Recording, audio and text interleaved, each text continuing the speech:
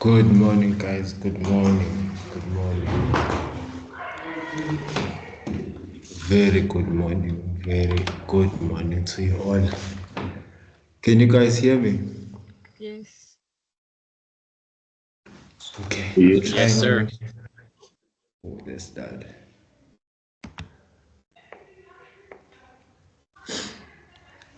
I'm trying on these new headphones, so just checking if they actually are working. Okay.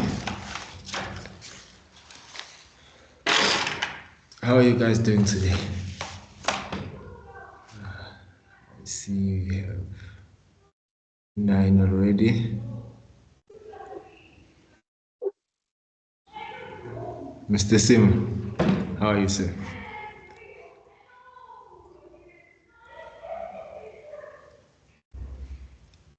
I'm good, sir. How are you? I'm all right. I'm all right. I see you got a lovely background. Are you in Mauritius? I'm in Dubai, sir. Oh, okay. I can see. How's the morning treating you? Is it hot where you are? It is hot here, sir. I can see you sweating. You must be with Noma Ah, Samsung because she's also sweating. What's happening, guys? You need to give us the secrets, eh? I don't know about Numa Samsung. She must be around the corner from you because I can see it's hot. It's hot where she is as well.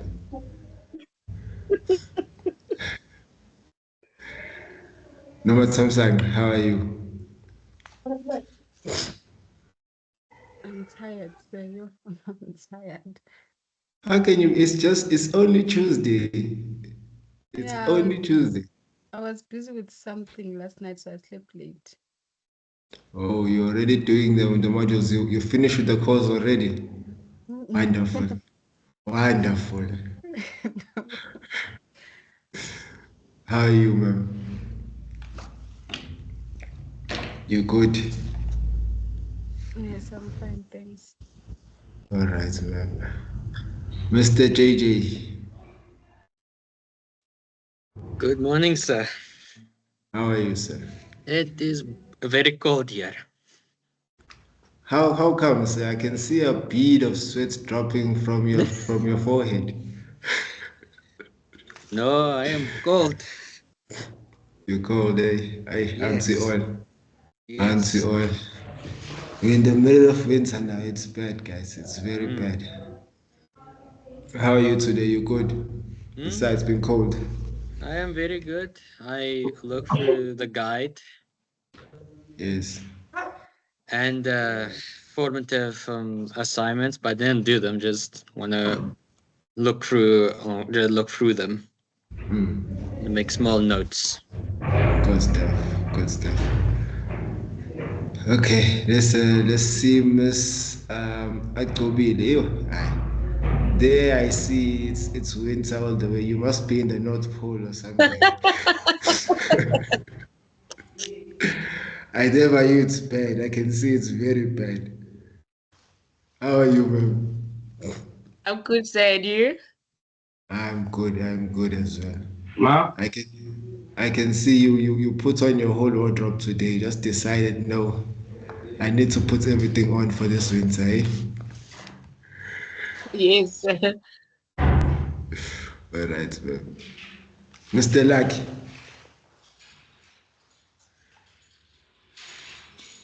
how are you, sir? I'm fine, Slim. I can see you're hiding from us today. Yeah, say ish. It's cold, you say. Manji ish. You're hiding from the cold or from us? You're hiding from the Yeah, cold. it's ish. It will get you. It will still get you. Even if you hide, it will get you, sir. Okay. All right, Mr. Lucky, sir. Miss Daddy, how are you, ma'am? How are you this morning? I'm good, thanks. How are you, sir? I am good as well. I can see you are enjoying the cold day. No, it's not that bad today. This side. Oh, you are those people who like winter, hey? You're like, yeah, No, winter I is the don't like best it, but time. today is not that bad. Oh, okay. Usually it's hectic on your side. Yeah, but So today you I so not bad. so usually you are the one that's wearing your whole wardrobe, not Miss Akubit. I use hot water bottle. Oh, okay, man. I can see we are almost there. We got 17 of us, that's including Mr. Samuel Keys and me, which means we must have 15. Who else is here? Let me see. Mr. Jerry, I don't see your camera. Switch your camera on. Those who do not have their cameras on, guys, please switch your camera on. Mr. Jerry, say, how are you, sir, this morning? I'm good, sir. And how are you? I am well. I can't see you, so I don't know whether you are in Dubai like Mr. Simo or maybe you are in the North Pole. No, sir, I'm just home. You home. Yeah. So oh yeah, I see you now. I see you now. Oh, you in Jamaica. So you different, eh? How's it there, sir? No, it's great, man. Yeah. All right. Good to have you here, sir. Good to have you here. Anyone having any technical issues this morning before we start our sessions? Mr. Mkiza is here to assist. Who else is here I haven't seen? Miss Notili. I don't see you, Miss Notili. How are you this morning, Miss Notili? I am good, and you say? I am good. How's the winter treating you? It's cold, but yeah, it still remains the best season. But it is cold. You're saying it still is the best season? Yes, it is. How? We are struggling, ma'am. You're having the time of your life there. So why is it the best season in your opinion? No, for some of us, we get hot flashes during summer, so and it is difficult to function. So that's why winter is the best season. Oh, okay. So you must be enjoying this time. I wish I was you. I wish I was you. All right, thank you, ma'am. Thank you, ma'am. Talifani, how are you this morning? How are you this morning?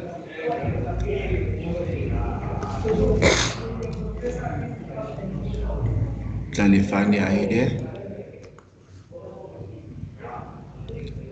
Is it noted or noted? Mr. Talifani? Mr. Talifani is not with us yet. He is still absent. Let's move to Miss Chiamo. Is it Chiamo Selek? It's Mr. Selek, I remember. Mr. Selek. How are you, sir?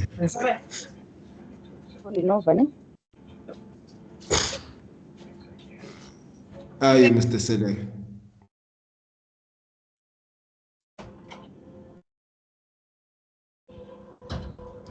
You good, sir? My Yeah, good I'm sir. good, man. I'm good, sir. I can see you're enjoying winter there. You have your vest on and your shorts on. Yo,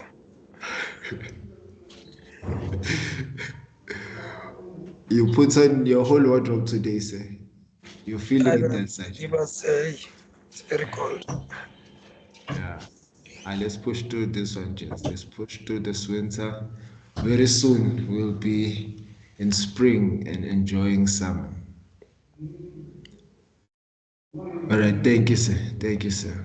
It's nice to see you. Miss Veronica. Miss Veronica. Morning, sir. How are you, ma'am? I'm good, and you? I am good. I am good. How is the winter treating you on that side? Yo, sir, it's hectic. I can't wait for summer. Yo, so you preparing your summer body already? No, sir. Just the winter. Just wanna get away from the winter, eh? Yes, Yeah, aren't we all praying for the winter to pass by? Yes, yes. No, thank you, ma'am. thank you so much. Um, I see Talifa is it Talifani is logged in with two devices. Please log off on one and keep one. Preferably keep the one that's on your laptop. So if you're logged on with your cell phone and your laptop, please log out on your cell phone.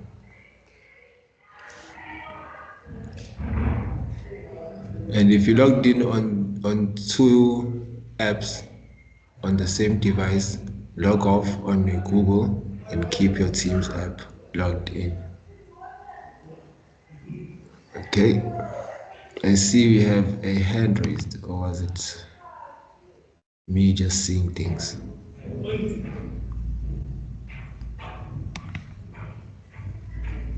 Yes, Mr. Jerry. Go ahead, sir. No, sir. So that was a mistake, sir. Oh, it's an old hand. As is. I'm sorry. I didn't see that. No, it's all right, sir. It's all right, sir. Okay, guys. Let's just give it. Let me see how many of us are here.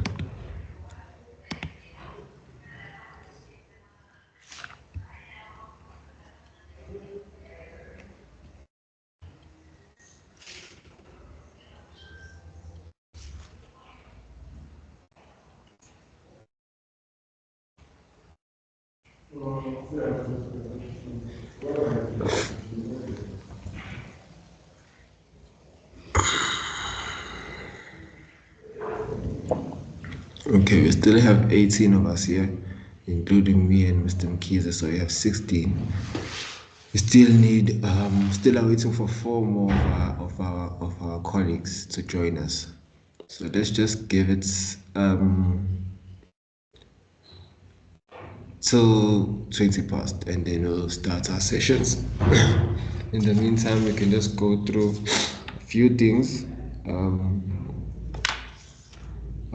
First of all, if you guys have any technical issues before we start the session, just raise your hand and Mr. Mkiza will assist. And last time we spoke about our tea time and lunch time. So just so I am certain I am on the right times. So last time we said 9:45 is our tea break, and at 11:30 is our lunch break. Can you confirm?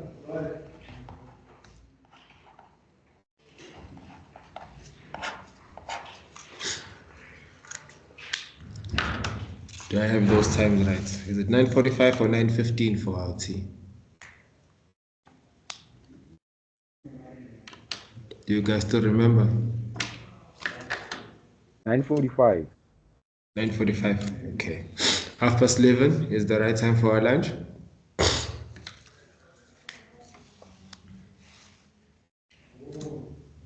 Yes, sir. Yes, sir. That's what we agreed on. All right. All right. Yes, great stuff. Okay. A reminder, sessions. I think Mr. X must have went also over this with you guys yesterday. If you want to speak anytime in class, just so we keep our sessions professional. If you want to speak anytime in class, you can raise your hand. And if I don't see your hand, someone can unmute and tell me there's a hand raised so I can see it. If Mr. Mkize is here, he'll also let me know that there's a hand raised and I don't see it. So if you want to speak, just raise your hand and we'll allow you to unmute. Preferably keep your mics muted, just in case there's any noise coming from the background that you're not aware of. So we keep the class nice and silent. Hi, sir. Yes,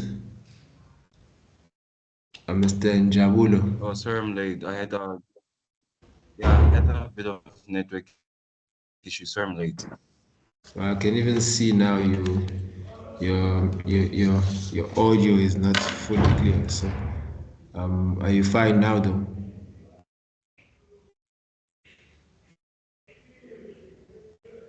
Because I can see your image Yeah, is I'm a even bit freezing. fine now. I'm a bit fine, sir. Thank you.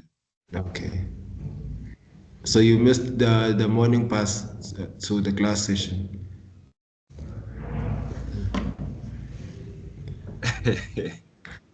Yeah, I had to run, sir. All right. Nice to see that you made it, sir.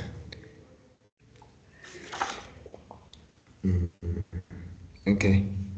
So yeah, I'm gonna run a few things by you guys. So yeah, I saw yesterday when some of you guys had your screens shared, your laptops sometimes have updates. So you'll see a small icon in your bottom right corner. I would have shown you, but I don't have it on my screen as well. So on the bottom right hand corner, there's maybe like a yellow dot or sometimes a red dot. That's showing that your laptop needs to be updated. So you click on that red dot. It usually has a dot and like two arrows around that dot. There's like a circle around that dot. So it's your laptop telling you that it needs updates. So if you don't update it, it will give you issues and start being slow. But just make sure if your laptop wants to be updated, click on that button, click whatever downloads or updates it requires, and then if it needs you to restart, you'll restart, and your PC will be working efficiently and well. Um, so there are a few incentives that HR wanted me to run past you guys. So for submissions, when you guys start submitting, the first I think let's use she said 25%. So I guess the first three who submit first on the portal will be given certain privileges, and those who participate in class will also be given certain privileges. That is, on certain sessions, you guys will be allowed to not have your camera on in class.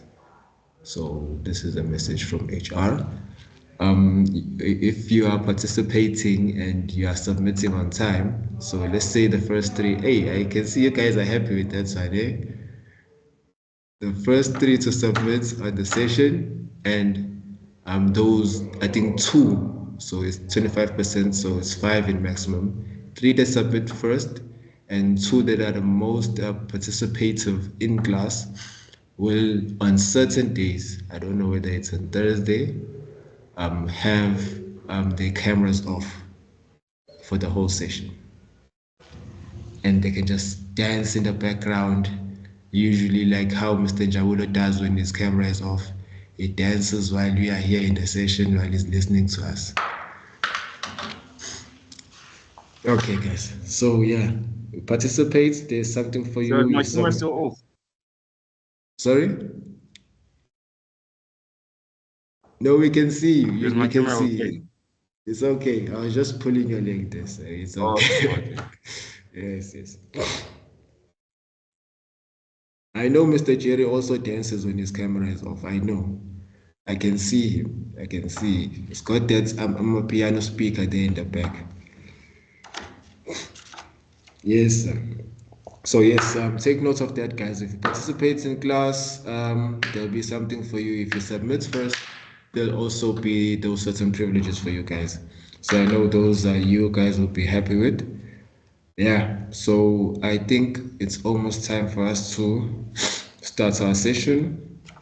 Let me. Okay, the recording has started.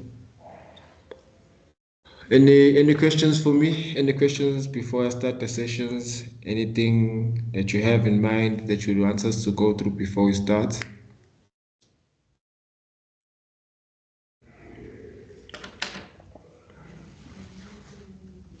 Okay. I'm going to now try and share my screen.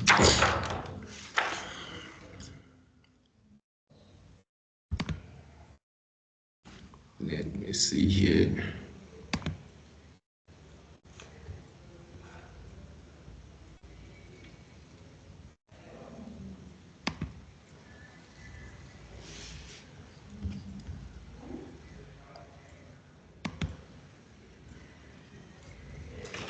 Can you guys see my screen?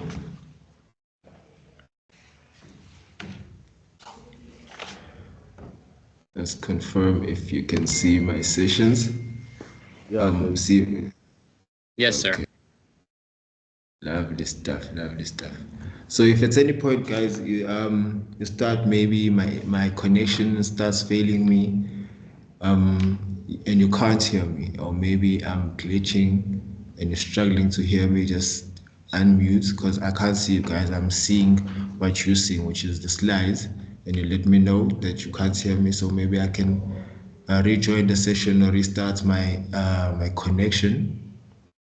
And if you have anything to say while I'm going through the session, you guys can also just give me a tap on the shoulder and I will attend. And if you want to add anything or you feel that I'm moving at too fast a pace, you can slow me down and say, no, can you please go over that again, sir? And I will gladly do so.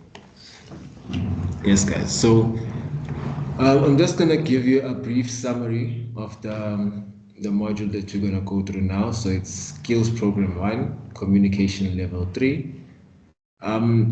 I know we would have liked to go straight into our computer systems and hardware systems, but we will go through this communication phase, this fundamental first, just for administrative purposes. So we need to get a few things right. Make sure all you guys are good and ready to go. None of you guys will be dropping out of the learnership, and we'll just do this fundamental for the first one, and then we'll go to cores. So we'll mix it up because I know fundamentals are not so fun, but they are fundamental. So we'll go through them and we'll try and mix it up so we enjoy the sessions as they go. So we'll try and put in a core where we feel that the sessions are getting strenuous and a bit making us a bit lazy. Yes, so I'll just give you a brief overview of this whole learner guide that we'll be covering for the duration of this week, and then we'll get into the first unit standard. So uh, the unit standard, the first one is going to be, so it's going to be 4 unit standards within this one learner guide. The first one is use a range of reading and viewing strategies. So the purpose of this one is to develop skills to understand and analyze and respond to text. So it's just how we can analyze and respond to text, may it be magazines, written text, may it be even syntax, which is on PCs and you're reading what the PC wants you to do. But you're going to start off with the first phase where we're just communicating, understanding, communicating between one person to another, not to a computer yet, and not from computer to computer. So this is just the first phase, and these topics we'll cover here is identifying unfamiliar words using dictionaries, syntax, and contextual clues. Whatever I'm saying now will go in depth when the session starts. So we'll be summarizing and paraphrasing text, analyzing visual and graphic representations like diagrams, photographs, charts. Yeah, we'll be understanding explicit and implicit messages. We'll be going into biased text. We'll be exploring language structures such as proverbs, jargons, and their impact on meanings. And then when we're done with that one, that's the one we're going to be covering today. We'll move into the second one, which is Unit Standard 119467, Use Language and Communication in Occupational Learning Programs. They will facilitate the effective learning and communication in workplace settings. We'll be covering topics on assessing and using learner resources, like textbooks, similar to what we have. We call it a learner guide. We'll be using encyclopedias, using the internet, and also looking to specific libraries that we can use as part of our learning resources. We'll be employing learning strategies such as notes taking, taking of notes, using mind maps, and using peer assessments. So we'll have a few assessments when you're going through these learner guides and through these unit standards that we'll do. We'll be doing a lot of group work. We'll be doing a lot of individual assessments also, which are not part of your formative nor your summative assessments, but we'll be doing them here in class, and I'll be giving you time for that. We'll be managing occupational learning materials such as filing systems and technical language. We'll be conducting basic research and representing the findings or presenting the findings as presentations. We also do that as part of our sessions, and even maybe on one of our Friday or practical sessions, we'll have time to see how you guys are able to present whatever findings that you are able to research and present it to a class or to our class in the form of PowerPoint presentations and visuals, and we'll see how that goes. And we'll be also doing functioning in a team. So that's what I was speaking about. We'll be doing a lot of teamwork, because usually in a work environment, you'll be working as. Yes, yes. Is that Mr. Mkiz? Yes, yes. I'm Yes. not sure if I'm the only one, but I can't see your screen. You can't see my screen. Is there anyone else who can't see my screen?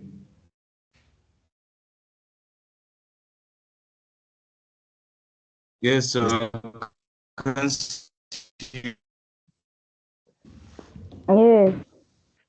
Shows Okay. that you are sharing, but you can't see anything.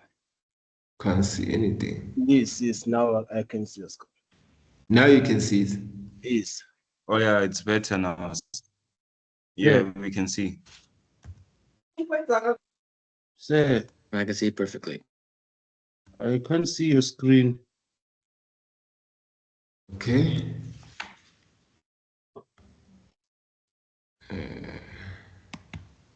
Let me stop sharing and I'll reshare again.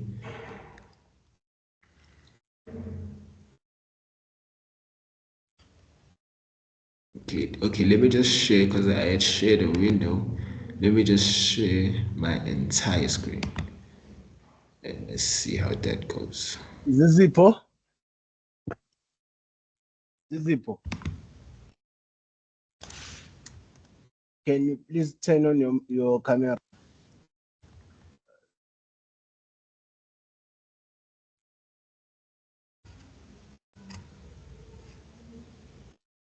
Can you guys see my screen now?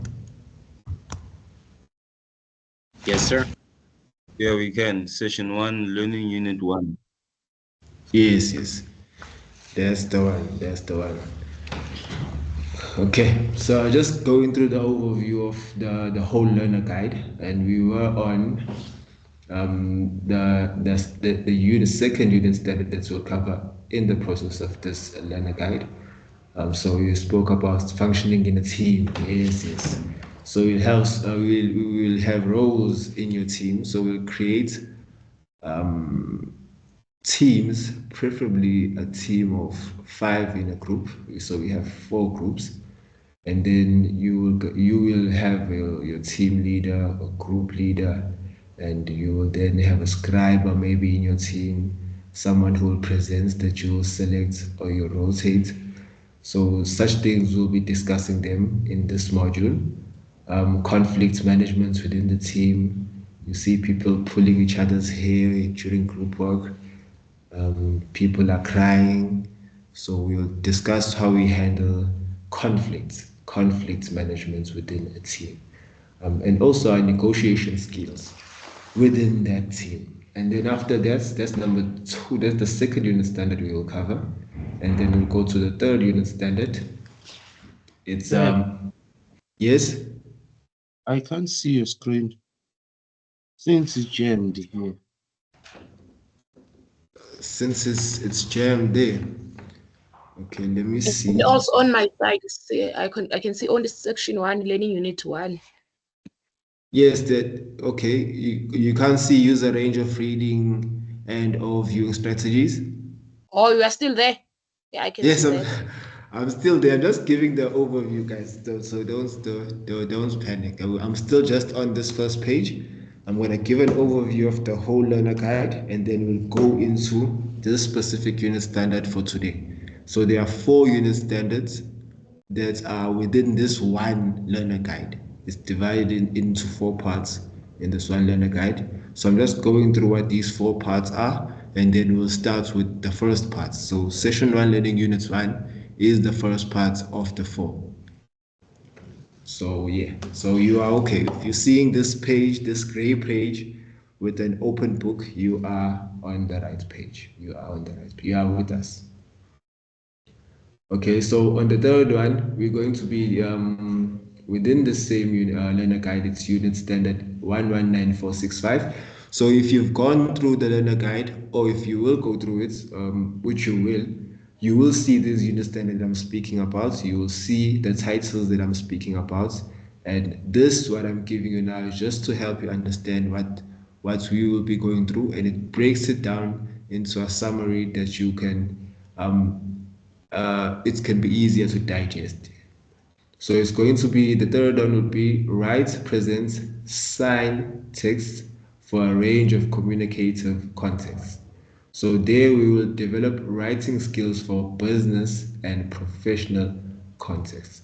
So what is that? That is your reporting. So you're going to be writing reports. Let's say you end up in any department in your workplace. Your superiors will need certain reports on certain activities that they have handed you, and you will need to report on how are those activities going, how are you finding them, what are the results that you are getting. So you're going to develop writing skills for business and professional context. This is how to even write your emails, how to write a professional email, because now you're going to be in a professional environment. So it's going to be the topics that we'll cover under that unit standard will be writing for specific audiences and purposes, that is formal and informal register, structuring text coherently, that is writing in paragraphs, logical progression, conclusion. Some of these things you would have covered even in high school. Some of you guys will be aware of these things, which will allow us to move quickly. You using visual aids such as mind maps, diagrams, charts like bar graphs, pie charts, line graphs to enhance communication. So we'll also be doing critical thinking and brainstorming techniques. We will be summarizing and paraphrasing effectively. And the last unit standard that we will cover within this learner guide is reflect on workplace and occupational texts, which is unit standard 119472. And the purpose of that one is to understand how workplace characteristics affect learning.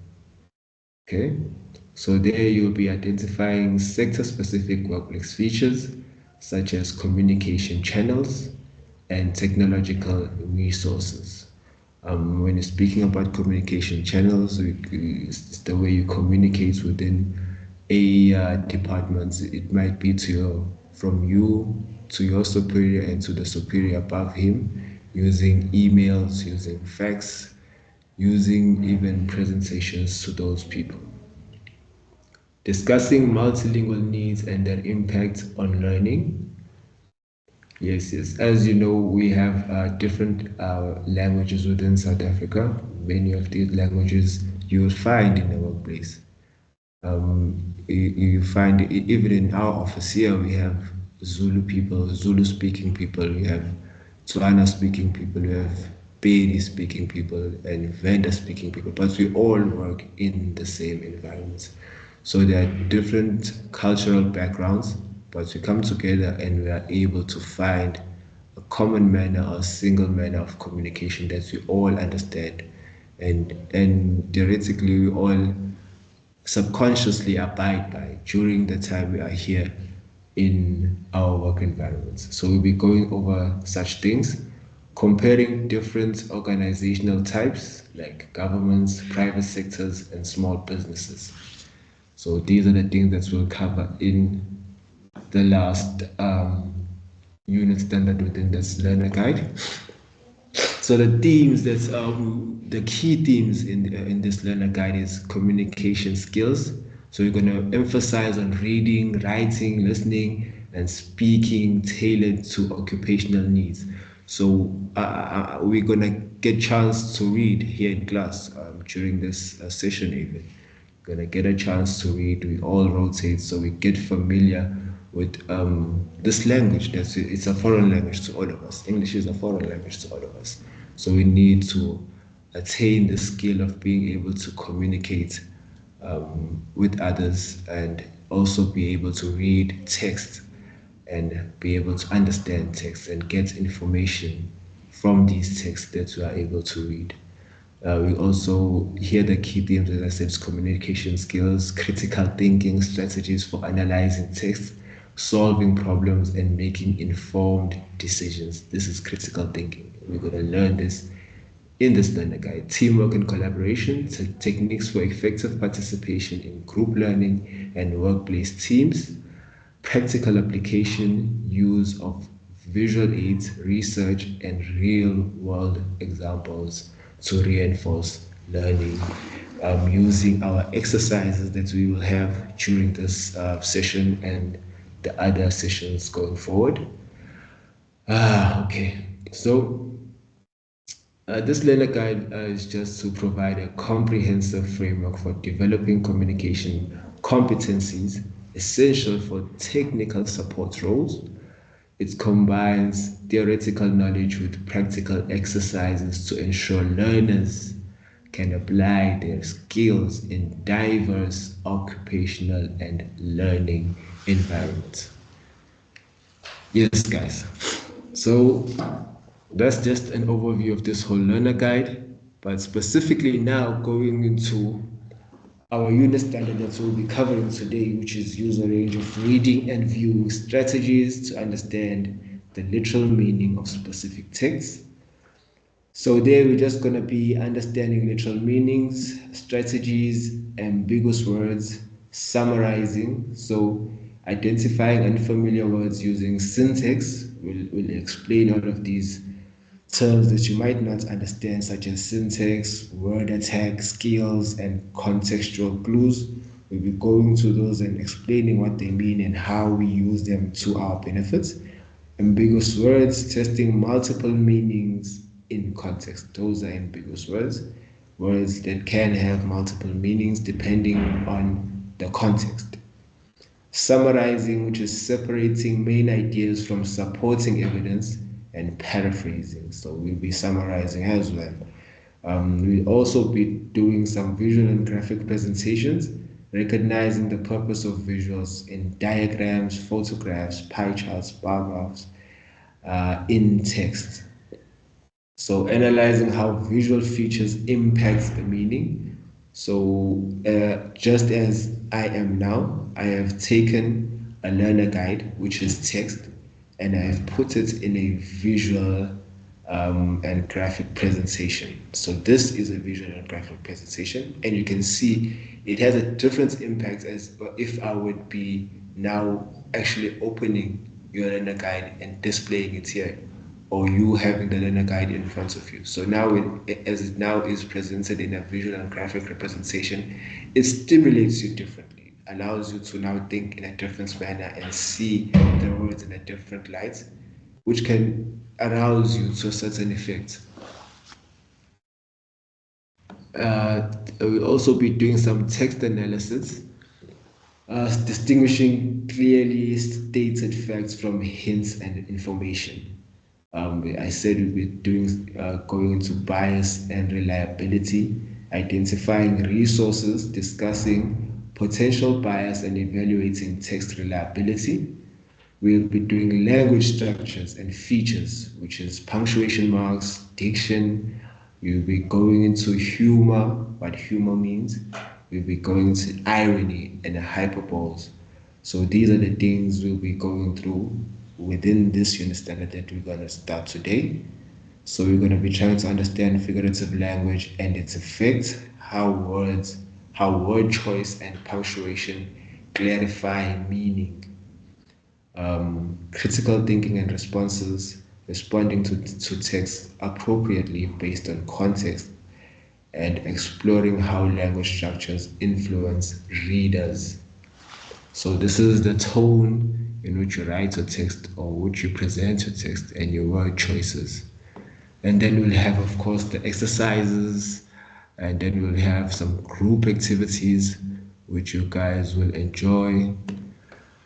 Yes, so I'm just gonna now go into my presentation. I hope you guys are still with me and are understanding the things that I'm going through as I go. Are you guys still there or have you run away? We are still here. Okay. We're still here, sir. Yeah. Yes. Yes, sir. Thank you, guys. Thank you, guys. I'm gonna just give me a moment. I'm trying to fix my problem with my presentation because now it is not moving forward. So I'm just gonna stop my sharing. Let's see here.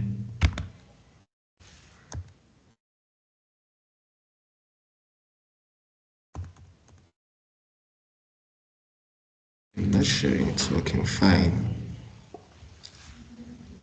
Then all of a sudden when I share, it doesn't want to move. Let me see. Just give me a moment there, guys.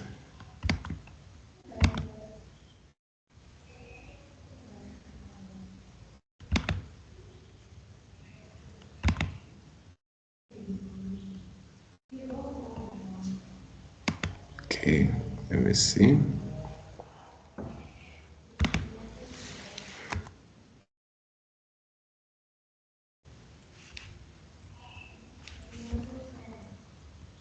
So, 1 second. There we go. There we go. So we finally found a solution. Okay, so going to our first unit standard, use a range of reading and or viewing strategies to understand the literal meaning of specific text. This is our first session, learning unit 1, interpret and use information from text. Okay, so the learning outcomes for this one, unfamiliar words. So this is what we will get out of doing this unit standard and from the whole learner guide. Unfamiliar words, signs are identified. Their meaning are correctly determined by using knowledge of syntax, word attack skills, sign parameters, analysis skills, and contextual clues. So the second one would be different options for the meaning of ambiguous words are tested and selected meanings are correct in relation to the context. Main ideas are separated from supporting evidence and paraphrased or summarized. The purpose of visual and or graphic representations in context are recognized and explained. Features of visual text are explained in relation to the way they impact on meaning. So these are the learning outcomes that we'll get. Let's get into our introduction. Can we have one volunteer that's gonna read our introduction for us? Can we have a volunteer that is gonna read our introduction for us? So you guys don't fall asleep. You keep hearing my monotone voice. Gonna put you guys to bed. It's like a lullaby. Miss You Lufuno? want to switch? Yes. One person who can just unmute and read what I am presenting. Just read the introduction. Oh, it's introduction. Reading is an essential part of effective communication. When a writer, Sorry there, sir. I just want to reading, know who's reading. I don't see yours. I don't see my team, so just want to know who's reading. it's quasi. Quasi. Okay. Thank you, sir. Thank you, Mr. Quasi. Yes, it says reading is an essential part of effective communication. When a writer, in brackets, the communicator wants to communicate with the recipient, in brackets, the reader, and they are not in direct contact with each other, the writer will communicate their message in writing. And the second part is we see this every day in the form of advertisements, newspaper, magazines, CD covers, comic books, and more. When you are reading something, it is important to remember the writer wants to give a specific message. When Game sends out flyers about special offers, they want you, the reader, to consider buying one or more of their products. Yes. Yes, thank you very much, sir. This is the essential part of communication, which is writing. As you see in front of you guys, if you have your learner guides open, that is communication from the MICT seater. They are not able to be in front of you, but they wanted you guys to learn a specific skill, which is technical support. They have now written their communication down as their communicator, and they want to communicate to you, which is the recipient, which is the reader, and they're using an aid of me, the facilitator, to now represent their skill or the purpose of this learner guide, which is you learning a new skill, and they've put it down in a form of learner guide to now present it to you, the recipients. So this is what they're talking about here. They have a manner that they want you to receive it in. So they're trying to define certain things within the technical field so that you guys understand. So they have a tone that they want to write it in and a manner that they want to represent it in so that the learner now understands technical support and has this qualification, meaning that now they understand the technical support skills required from an employee within the workplace. Okay. So yes, thank you, Mr. Kwazi. Can we have someone else to read this page? Can we have another volunteer for us? I see a hand there. It's Lufun. You can unmute, ma'am, if the hand is to read.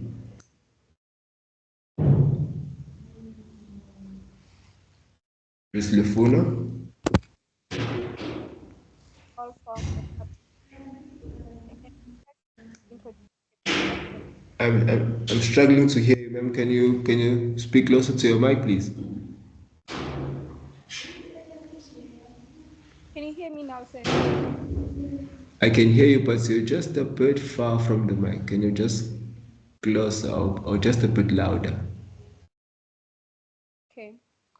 This is tool of all forms of advertisement. Is it fine? Yes, that's fine, ma'am. Go ahead. The advertiser wants to introduce himself and his products to you in such a way that you are persuaded to buy from him rather than from his competition. A newspaper, on the other hand, contains articles that have at least two purposes: to inform you, the reader, and also to convince you, the reader, of the writer's point of view. They use various methods to persuade you to buy the newspapers so that you can read it. They have big advertisement about the headlines or main stories in the paper. They also print their headlines in big, bold letters in order to grab your attention. You must always be aware that the writer's purpose is to persuade you that their point of view is the right one. This is true of advertisements, magazines, newspapers, anything you read, even company policy. What needs to be remembered is that in the case of company policy, you have to follow the rules as laid down. With almost everything you read that is not directly work related, especially in newspapers and magazines, you have to remember that the writer wants to persuade you to believe his point of view. Some writers are very good at this, so you must always analyze what you are reading in order to come to your own conclusions about the matter. One way of doing this is, of course, to read more than one writer's point of view. You can do this by reading more than one newspaper or magazine that has articles of the same subject, and you will be surprised by the differing points of view that are put forward. An excellent example is a newspaper headline that reads, Yes, ma'am. Thank you very much, Ms. Lafona. Well read. As you said, Ms. Lafona mentioned a very good point stating that the writers that write newspapers or magazine are seeking to persuade your thinking and what you think about a specific topic. So I know nowadays people don't really read newspapers and magazines like before, and even these handed out advertisements, they are more digital today. So I know you guys have certain platforms that you use. There's this one that you like. I think it's called Talk Talk. Yeah, it's Talk Talk. You see, everyone is on Talk Talk these days. They just on Talk Talk the whole day. I think it's called Talk Talk. Yeah? TikTok. It's TikTok. I thought it's Talk Talk, but it's TikTok. So it's like the time, like the watch. It goes TikTok. Oh, okay. So it's passing time. Yeah, it's It's a time actually waster. it's a time. So that's why it's called TikTok instead of Talk Talk. Yeah. Oh, okay. Yes, yes. Thank you for that one, guys. So when we are on Talk Talk, as they have told me, it's Talk Talk. When we are on Talk Talk, you find that there are things that you guys say is clickbait. So this is an obsolete form of clickbait. So they are trying to get you to read more into the article or the newspaper by just giving you these bold letters and trying to grab your attention as if you are on Talk Talk and you saw a heading that says a politician has been arrested, and maybe they haven't been arrested, but you will click just because the attention has been gained from the recipients. So this is what the writer aims to do. You'll see this in even in the road when you're passing by. You see these big billboards that are written in bold and fancy writing and has these graffitis and graphics, and your attention will be gained and you'll be interested in wanting to know more. So that's what they are seeking to do. They are seeking to persuade your thinking. Yes, let's move on to the next one. So just like this one here. So if you read this heading, it says all white rugby team. What do you think this means just by reading the heading? All white rugby team. You can raise your hand. I saw hands are visible on my side when you raise your hand, or you can unmute and speak. Just give me your thinking. What do you think when you see this heading? Let's say you're passing by, you're driving from certain point A to point B, and you see this poster, and it says "All White Rugby Team." What comes to mind? It's a rugby team full of white people. Okay, okay. Duma Tamsang, go ahead. I see your hand is raised. wanted to say the same thing that the teams it's only for white people, or maybe the coach is a white person. Yes, yes. So it could be, Samsung says it could be the coach who's white, and some say it could be the whole team that's white. So I see Zizi, your hand came up. Do you want to say something? I wanted to say stereotype. It could be a stereotype. Okay? A stereotype meaning? Meaning the rugby is only played by white people. Ooh, okay. Rugby is only played by white people. Okay, okay. So I like those answers. I've got three answers, three good answers. It says one could be the coach who's white. It could be the team, the whole team is full of white players. Or it could be a stereotype. Okay, so let's see. Can I have another volunteer who's gonna read this part that explains what we've just read, this big heading that says all white rugby team.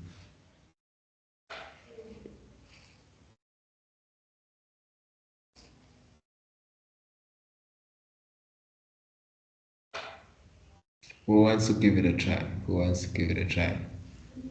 So should I just carry on? You can carry on for this one, Miss Lufuna.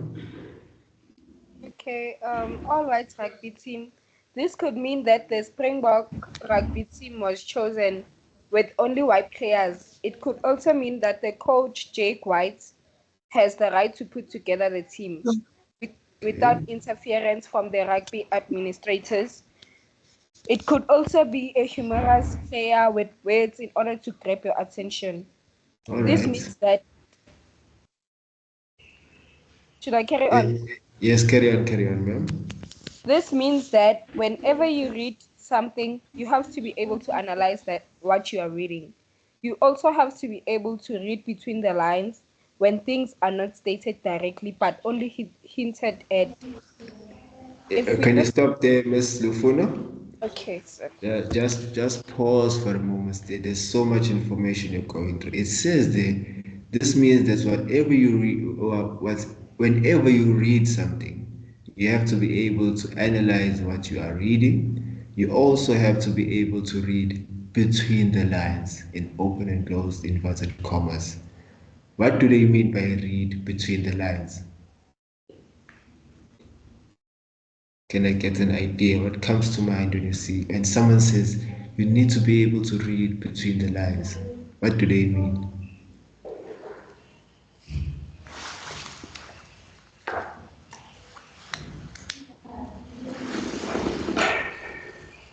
Anyone?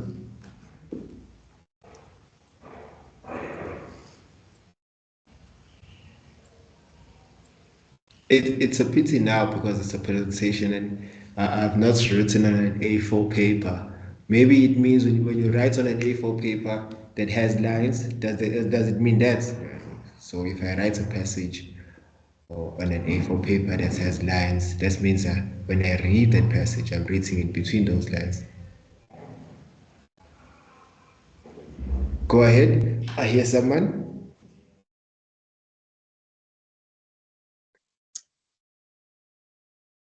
Let's think, guys. Let's put our thinking caps on. Go ahead. I can hear someone is unmuted. I don't see you on my side. I just see the presentation. JJ, go ahead. So I see a hand raised. So if you read between the lines, you understand what someone really means or what it is really happening. It's a situation even though it is not said openly.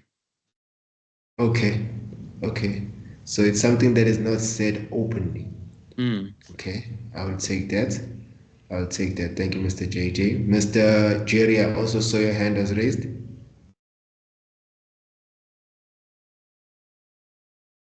No, man, that's an old hand. It's an old hand. Yeah. Say your hand is very old. I think it's the oldest hand we have here now.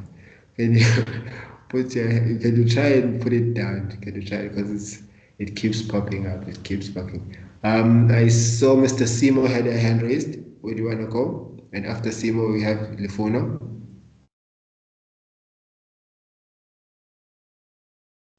Um, I think it means just to find the hidden meaning of what it is said. Okay, to find the hidden meaning of what is said. Okay. Okay, thank you, Mr. Simo. I can take that one as well. Miss Lifuno? So I think it says like understanding the message implied, like reading between the lines, like Yes. you read to understand the message implied. Message implied. Okay. So thank you. I've learned something new today. Because I thought reading between the lines was writing on an A4 paper and reading the same line that you wrote. But you guys saying there's a hidden message. And if you read and try to find the hidden message, that's when you are reading between the lines. Okay. Okay. Great stuff. Okay. You can continue, Ms. Lufuna. You can continue from but only hinted at. So You can continue from where you left off, ma'am. oh, it says if we look at the newspaper headline that was quoted as an example, we could take the headline to be speculation that if Jake White was able to choose players for the team, he would only choose white players. So how would you know that what the headline means? By reading the article and then analyzing it, taking into consideration what the writer states in the article, who would probably read the article, and very importantly, what the writer's normal point of view is about the choice of rugby players for the Springbok rugby team. Only then can you really determine what the writer is trying to tell you. Okay. Thank you, Ms. Lufuna. Thank you, Ms. Lufuna. I think we should call Ms. Lufuna Madam Speaker from now on, guys. Madam Speaker. She is reading very well for us.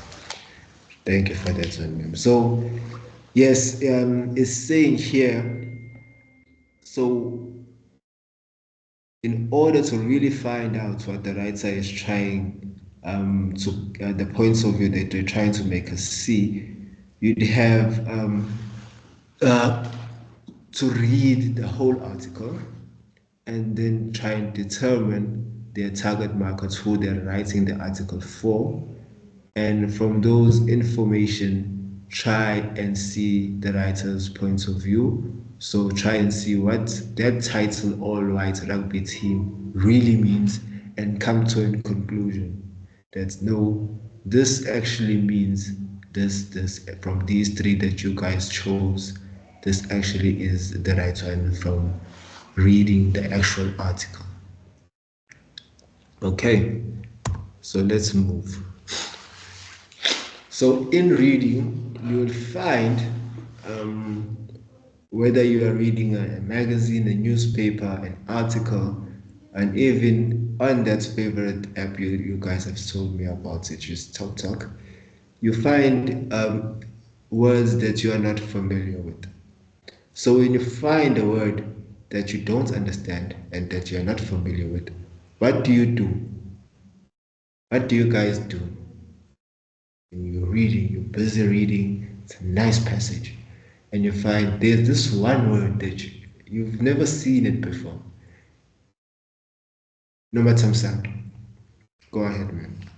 Usually you maybe go into a dictionary, look the word in a dictionary, what's the meaning of the word, or you can either Okay. use internet like Google the word. Okay. Okay. So you go to a dictionary or you Google the word. Yes, ma'am. Yes, ma'am. I'll take those. I saw another hand. Go ahead, sir.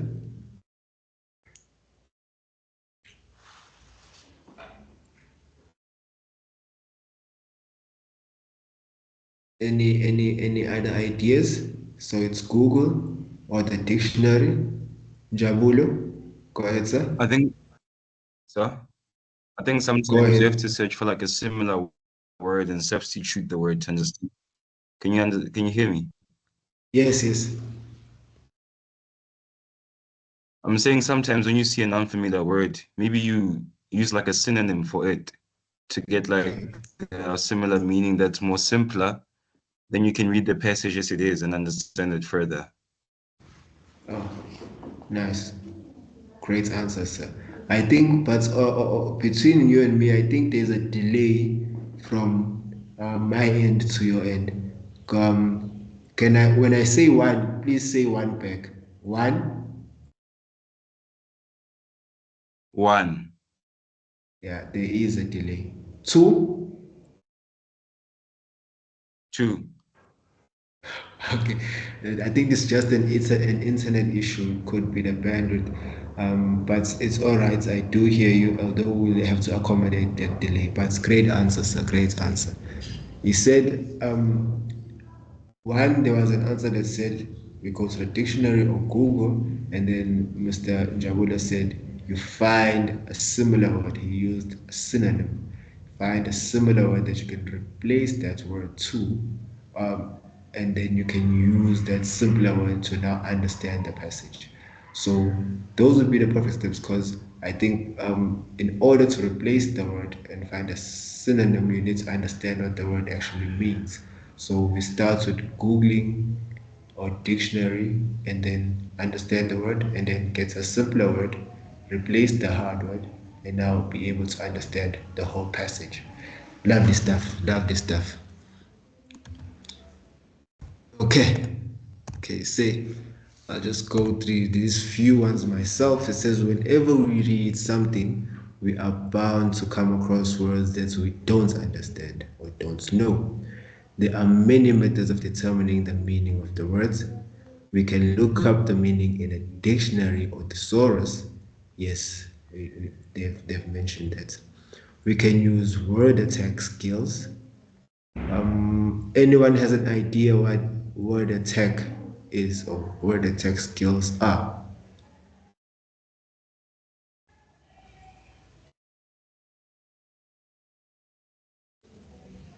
When they say we can use word attack skills. So it's like if we put words in Shaga Ileb and Shaga attacks them, is that what we are speaking about? So when Shaga is seeing these words in Ilembe and he attacks them. So I think that's one is word attack. Is that word attack? Any ideas, guys? What is word attack? Word attack skills. Okay, Mr. JJ. So word attack skills, it's referred to the strategies of dedicating and understanding unfamiliar words. Yes. It also for a tactical or technical for convoying information for clearing accessibilities. Okay. Okay. So I understand you're telling us what do we use it for? Yes, Yes. yes. You are right there. You are right there. But what is the actual process of attacking the word, as I put it, the word attack? Okay, I'll take this one, guys. I'll take this one because you're my children now. Okay, similarly to what Mr. Njabula said earlier, he said you can use a synonym for that word. That is part of word attack. So you are trying to understand the word by, even though when you don't know what the word means. So you're taking means on attacking or trying to find ways to understand this word. So let's say there's a word called, let's say a word called decode. Let's say decode. This is a new word. I don't understand what decode means, but I know what the word code means within decode. So now I'm trying to understand if what, because I know the word code means this, but maybe when I say decode and D means maybe anti something or not something, maybe it is the process of uncoding. So That is a process called you are now doing word attack. So you're trying to find means that's a simpler, a simple strategy to try and understand the word, even though you might not know what it actually means. But if you break it down and try and find words similar to those, you're able to understand the word without even sometimes needing to go to a dictionary or a thesaurus. I hope you guys are with me on that one. So let's move to, it says also we can use contextual clues. Um, what are contextual clues? What are contextual clues? What are contextual clues? These things are killing me. What are these clues? Anyone has an idea what are contextual clues?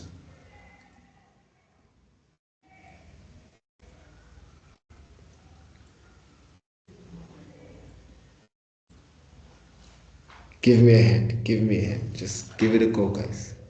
Give it a go. No one is wrong. No one is right. We're all here to learn. We're all here to learn, guys. What comes to mind when you hear contextual Can you clues? hear me Yes, now? go. Yes, I can. Isn't it about like reading the whole paragraph and then familiarizing yourself with what's actually happening? Then you can determine the actual unfamiliar word. Or what it means. Yeah. Okay. You're on the right track there. I think you're nearly there, or even there to a certain extent. It says it is reading the whole paragraph and then getting an idea of what they're trying to say, and then coming back to that specific word and trying now to understand what it means by what it means contextually and the idea of that word within that text. Okay, Mr. JJ, go ahead. Isn't it like hints within a text to help to understand the meaning of the unfamiliar words? It says hints within a text to help us understand the unfamiliar word. Okay? Yes.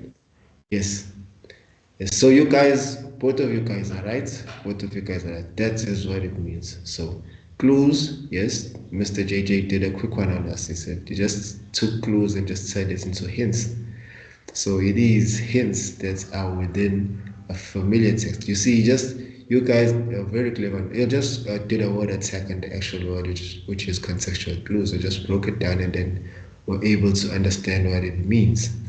So it's reading the whole passage, which is the context, and then trying to understand what it means. So that's just getting a clue or a hint of what it means, and then coming back to that one word, and then now understanding its context within the text. So understanding what it means within the text. So we'll have an idea now. I like that we went through these ones. So by the time we get to them on their own slide, we'll be able to move quickly past them because we've already spoken about them. So the last one, we can use our knowledge of syntax to determine the meaning of the word. What is syntax? What is syntax? I do not understand. These words are very hard. They are very hard for me, guys. Please help me. Please help me. What is syntax? An idea. Anyone has an idea? Anyone has an idea? What comes to mind when you hear of the word syntax?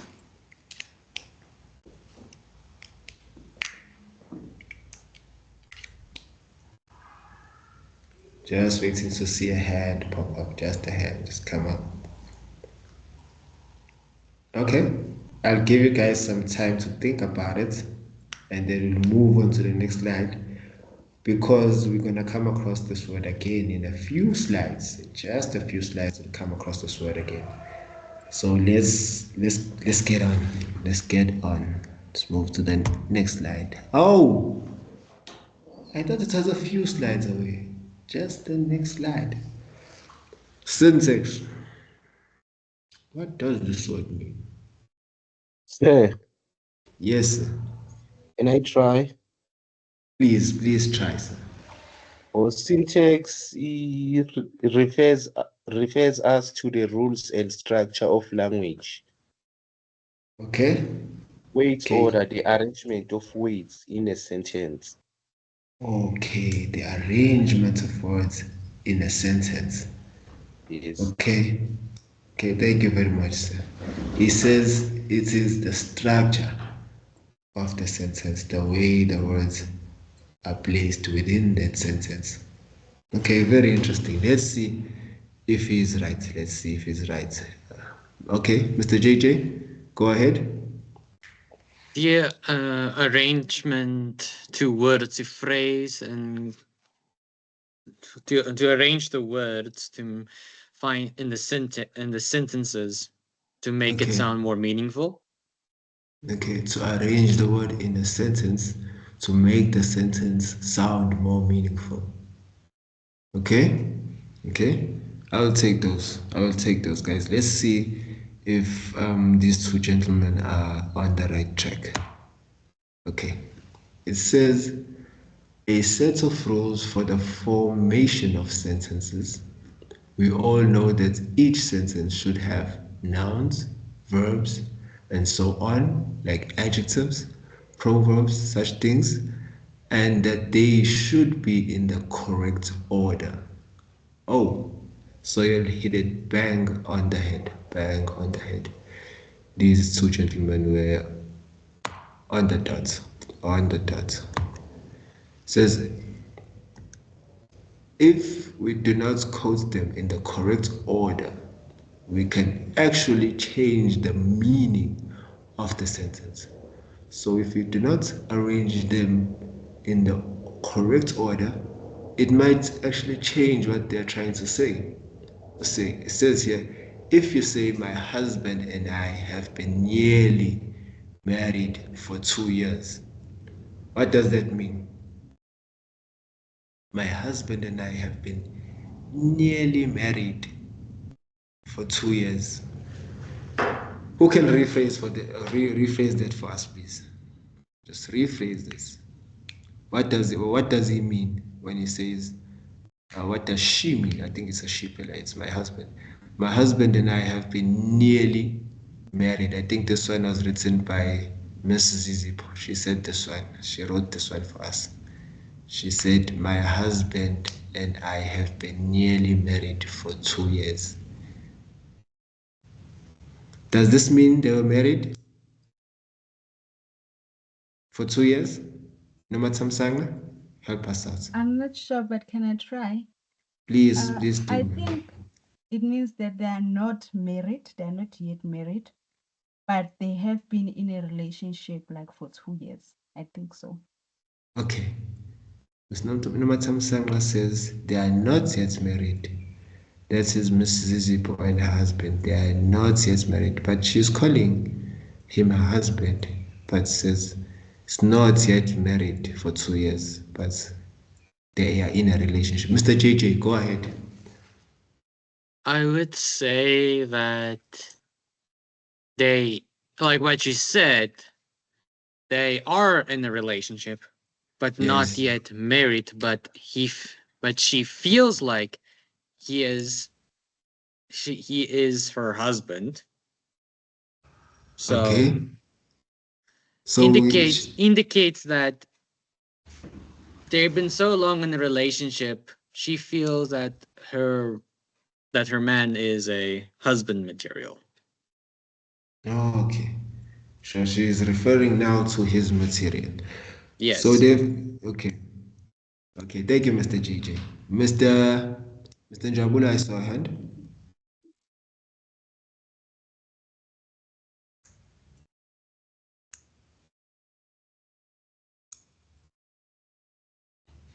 Mr. Njabula is still there? Wanna give it a go? I know there's a delay.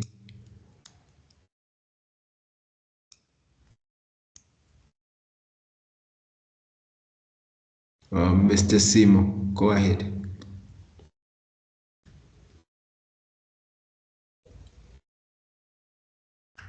I think she's saying you've heard of? It has not been 2 full years, but it is close to 2 full years. Okay, she's saying it is not yet 2 full years, but it's close to 2 full years. What has been happening for this close to 2 full years, sir? They've been married for almost 2 years. They've been married for almost 2 years. That's what she's saying. Yeah, that's what I'm thinking, sir. Okay. Okay. Mr. Simo says Miss Zizipo and her husband have been married for almost 2 years. Okay, Miss Zizipo, tell us what do you think? What do you think?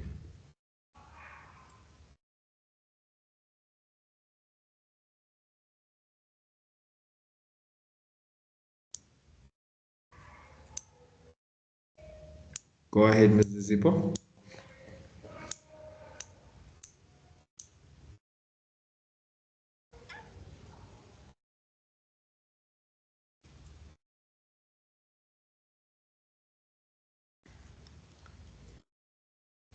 Yes, Mrs. Zipo, you can unmute.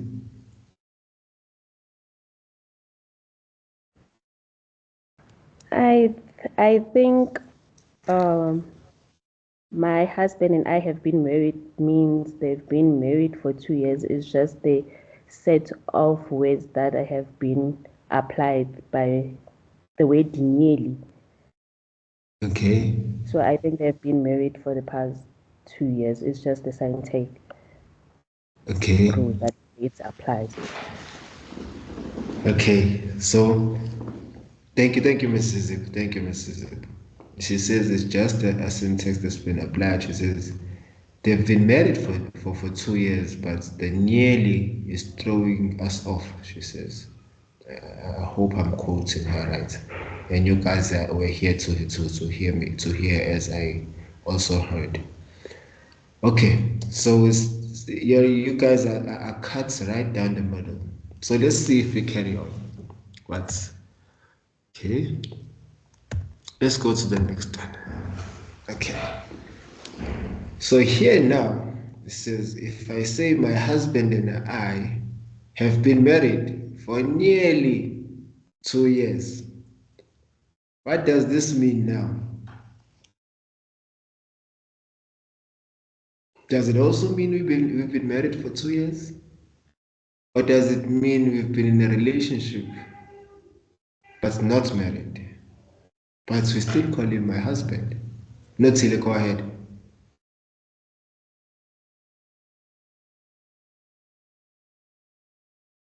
Okay, so for the first one, the first example, I think the person is trying to say her and the husband have been trying to, like, they were close, like they were so close to getting married for like 2 years. And with this one, it means they've been married for close to 2 years. Okay. Miss Notile, I hear you. Let's see how many are on Miss Notile's team. I hear Miss Notile says, on the first one, they were not married, but they were in a relationship for 2 years. On the second one, they were married for 2 years. Okay, how many of you guys agree? And how many of you says no? Miss Notile is wrong. Miss Notile is not saying what is right. Miss Notile is not making the pots to be done. Noma Thompson. Go ahead. You agree with Miss Notile? Okay. Noma Thompson says she's in agreement with Miss Notile. Anyone else? So we've got 2 out of 20. 18 are saying no. Miss Notile is not making the pots. What are we saying, guys? Are we still in limbo? Are we still stuck in the middle? Not decided yet.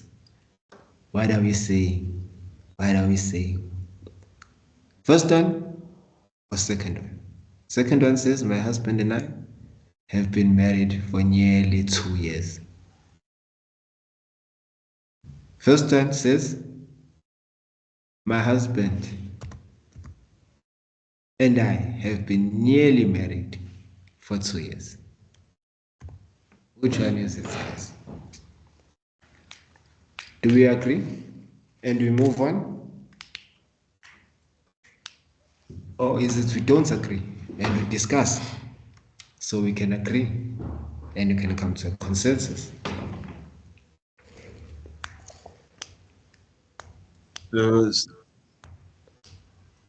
Yes, sir? The second one's better. The second one is? The second one is better. It gives more better. It's more clear and makes sense. Okay, my husband and I have been married nearly 2 years, for nearly 2 years. You're saying this one is more clear and makes sense. Yeah. Okay, the Yeah. first one is It does. unclear. Yeah, the syntax then it doesn't make sense. Okay, but can I ask you one question? Do they mean the same thing?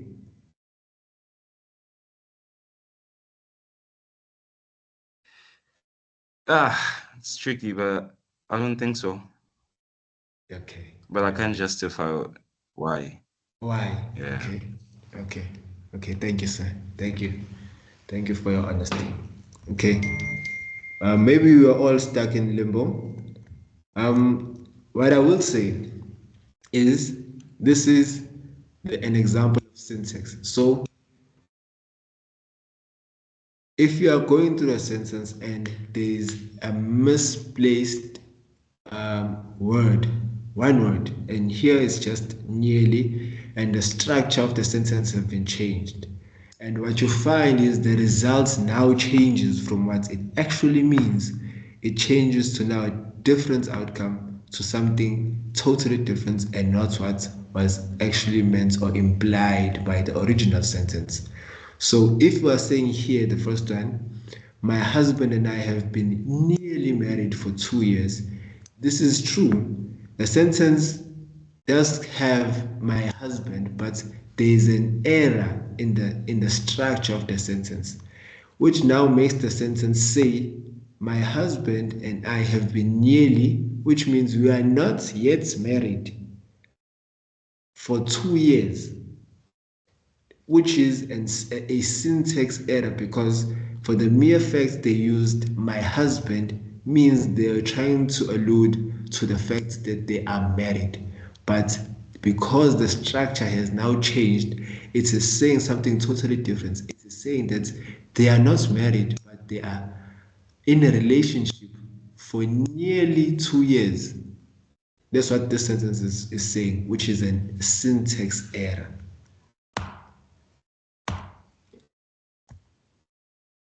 And we move on to this one, which is saying, my husband and I have been married for nearly 2 years.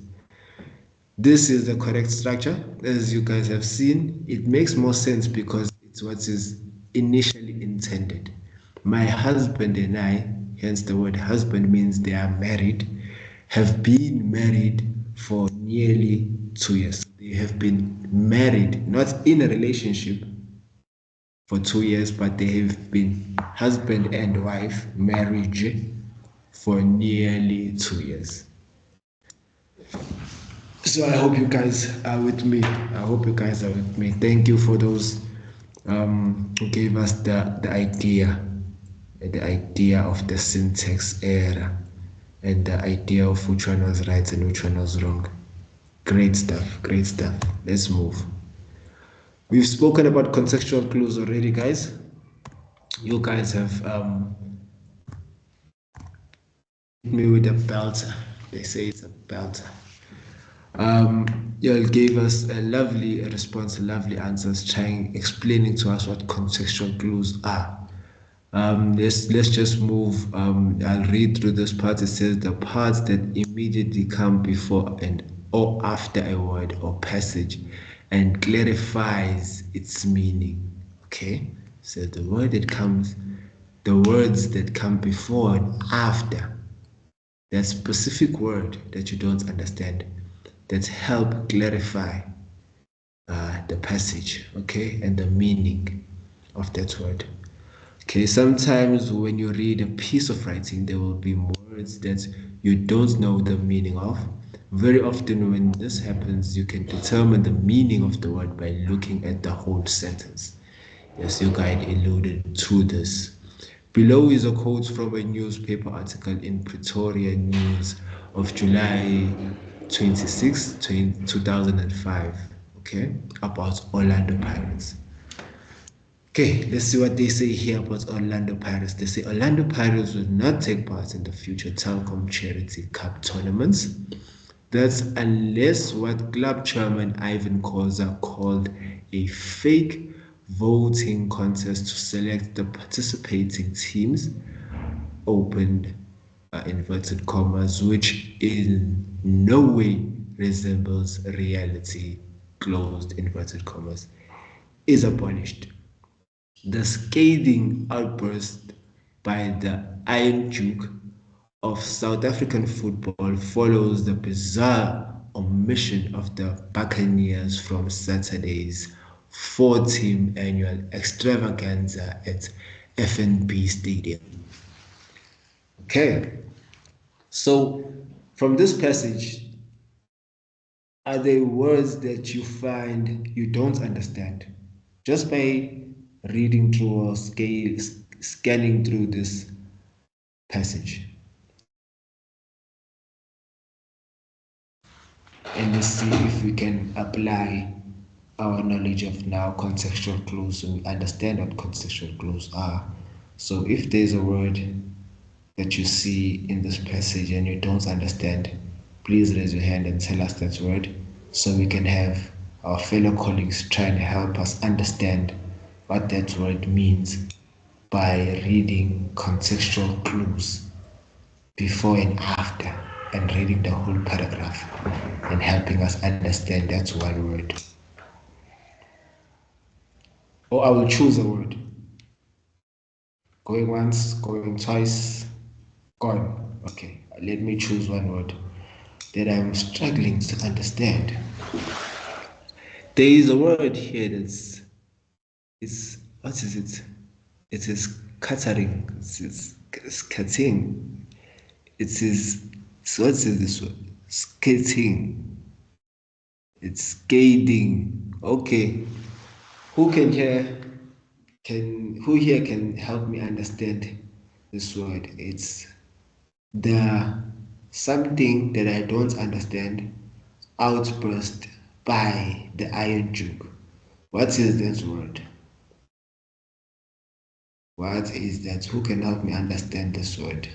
On the last paragraph it says the something that I don't understand, Mr. Sponello, outburst by the Iron Duke of South African football. There is that word that I am struggling to understand. And I need your help. Please help me, guys. Please help me. Can I get a few hands?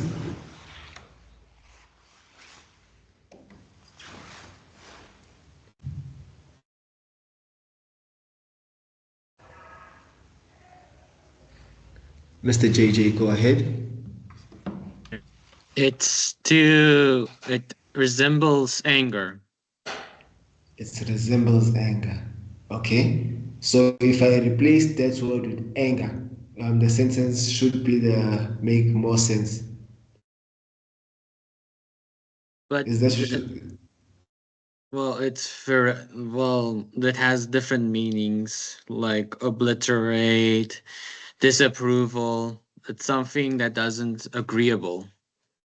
okay? Okay. I hear you. So let me see. Let me see if it helps me. Okay. The the the angry outburst by Iron Duke also it could be yes it's going there. Something that's disagreeable. So any other hints for me, guys? I hear Mr. JJ. I hear Mr. JJ. I think he's giving me an idea.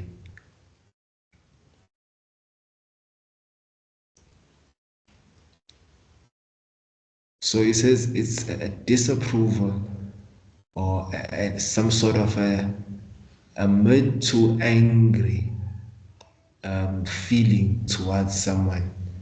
So I think this just gives us, just gives me what I need to now make sense of this sentence. So the scathing outbursts.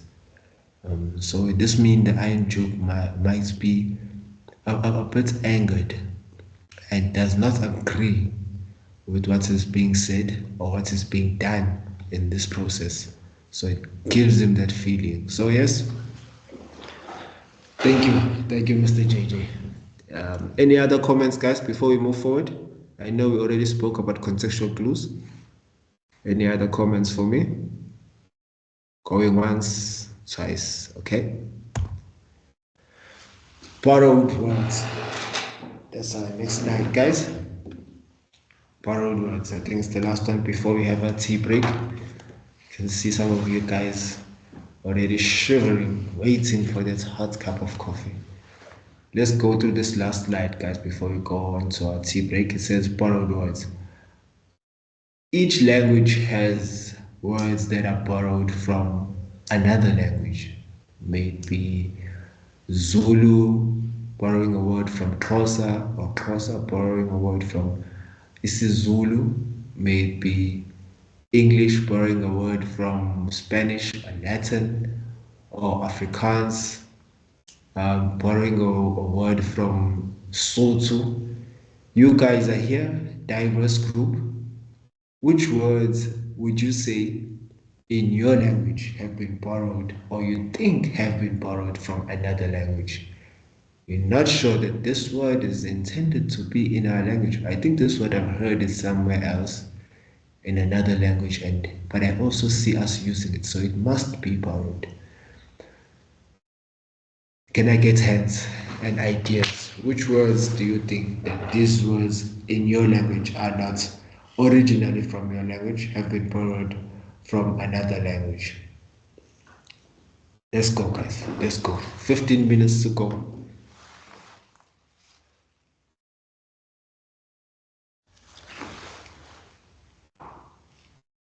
Mr. Simo, go ahead.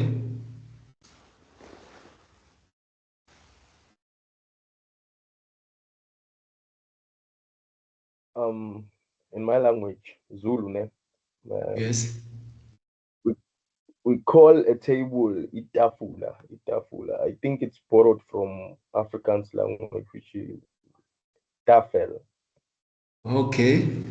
So you'll call a table itaful. Yeah. It sounds like it's borrowed. It does sound like it's borrowed. Because I know in Afrikaans they also have a word called dafel. Yes. I don't know Afrikaans. I would put dafel in a sentence, but I don't want you guys to laugh at me now. I won't. Mr. JJ, go ahead. Maybe Mr. JJ can help us. Okay, so you all know what the anteater is. An anteater. Yes. In Afrikaans, we call it an aardvark. A what? An aardvark. Okay. Literally, and basically, it's an earth pig. An earth pig. Yes. Also, it's translated straight from English. Yes. Okay. Okay. I think we all prefer the English one. Hey, the Afrikaans one is it's hard. It's hard. It's very hard. Thank you for that answer. An earth pig. So it's different from a toothpick. I know Miss Noma Samsung, I wanted to say toothpick. It's not toothpick, man. It's earth pig. Earth pig. Okay. Mr. Simo, I think you had your hand up again. Do you have something more for us?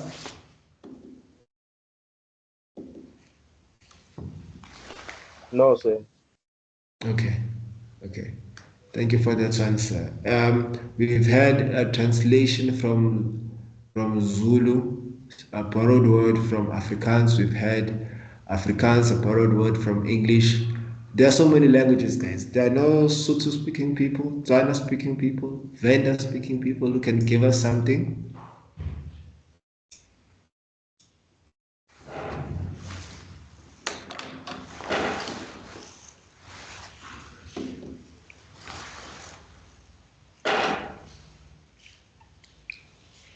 Give us something, guys. Find something. Find something for us. We want to learn your languages.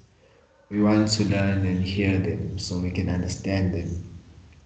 Maybe if we hear that you borrowed half of our languages, maybe we'll understand your language easier. Mr. JJ, go ahead, sir. This came from, I remember something when I was in school. One of my friends called a ballet, but she said the originally word for ballet was in the French, was in Okay. French for a dance. For a dance. Like, Yes, okay. So it's called a ballet in French. ballet, Okay. What is it in English? ballet. What did you just said? Okay, so it's ballet in French. In English, it's ballet. Ballet. Yes, Oh, okay. Okay, so I understand. All right, so originally it's so we've been watching these ladies jump around on stage calling it ballet, but it's originally ballet. yes, Ballet. Yes. I understand. Hey. All right. I know Mr. Gwazi there wants to say barrette. It's not the barrette. Hey, Mr. Gwazi. It is not barrette. It's ballet. Ish. All right. Thank you there, Mr. JJ. Thank you, Mr. JJ. Okay, let's move on, guys. Let's see what they're saying here. They say borrowed words are words that are incorporated into a language from another language. We've already distinguished that. This happens a lot in South Africa, where we have Afrikaans, Zulu, and Xhosa words in English. Okay, and so on. We've already given examples of these borrowed words. Okay, let's we got 3 minutes. We can just hit up acronyms. What are acronyms? And we can just, after acronyms, we can have our tea break. Let's go through this one. 3 minutes left, guys. What are acronyms? What are acronyms? What comes to mind when you hear the word acronym? You can even give me examples. What are acronyms, guys? What are acronyms?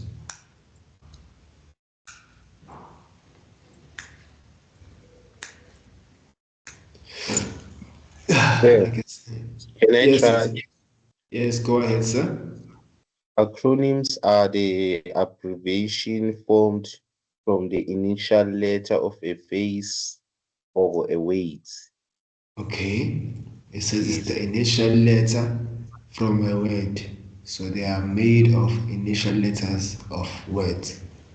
Okay? Okay? They are often used to shorten long names or Okay. phrases, making them easier to remember and communicate. Okay. Okay. Like NASA is the National Aeronautic and Space Administration. Okay.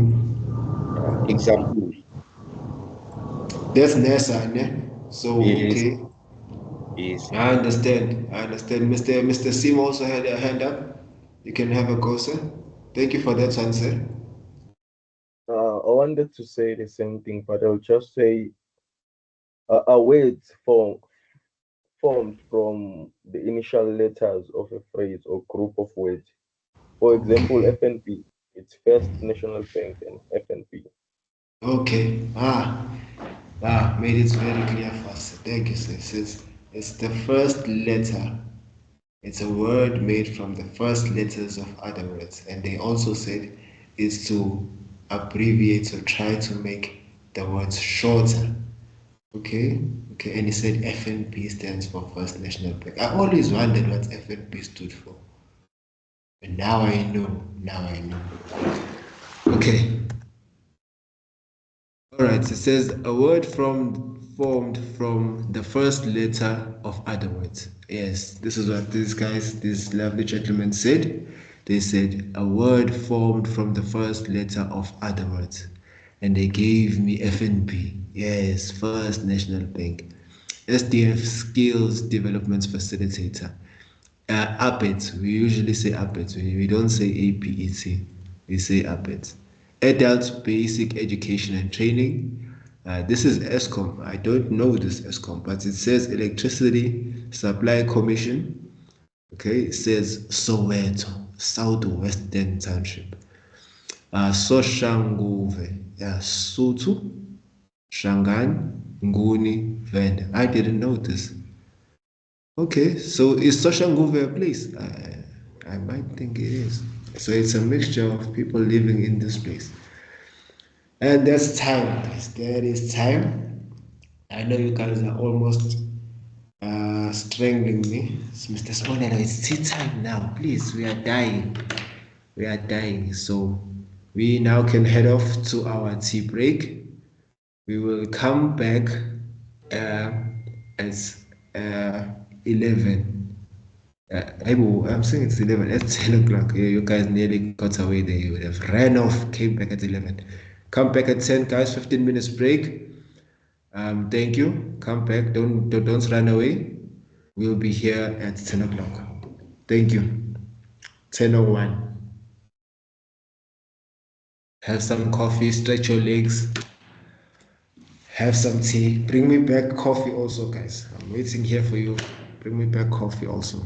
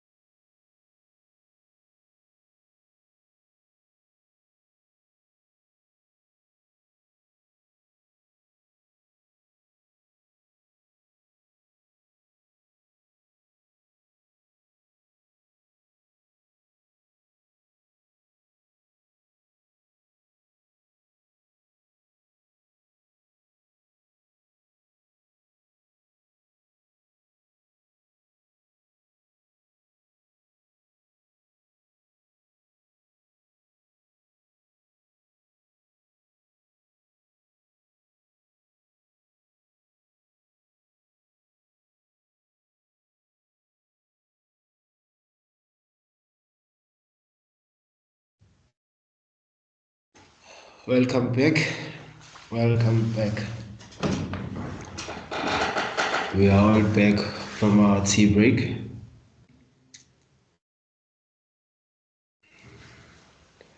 Do I have you guys back?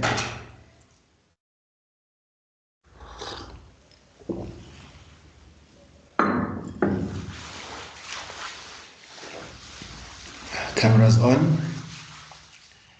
Coffee cups on the table.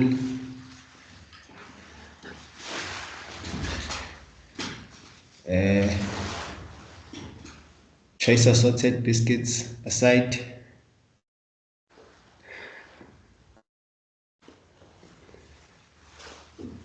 And let's get into it, guys. Let's get into it. Let's get into it.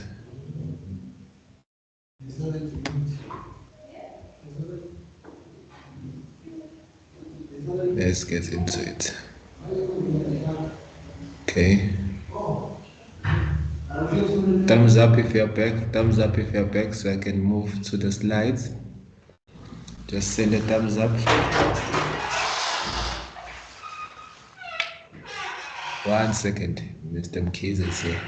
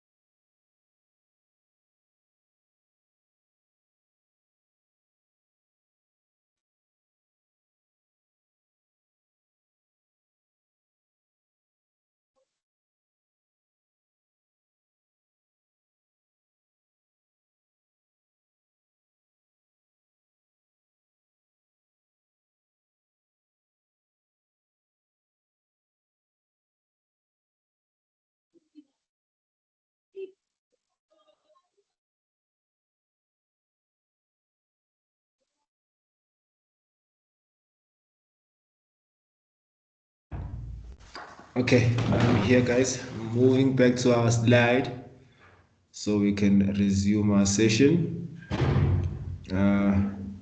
Okay. Where are we? Let's go back. Can you guys still see my screen? Thumbs up if you can. Yes, sir. Okay. Yes, sir. Thank you for that confirmation. Where were we? We had moved on. We had moved on quite a bit.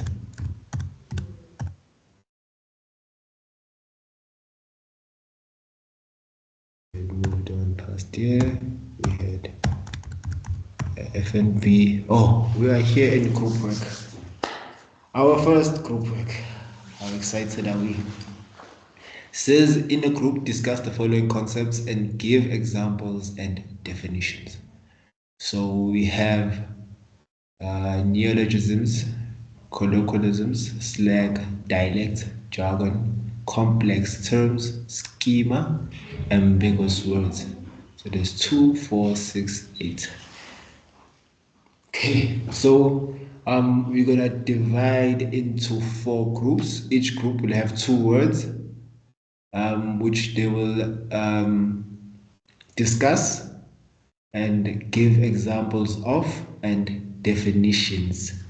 After we are done with that discussion, so let me see now. So you have this. Let me see if we can now divide. How many of us are here today?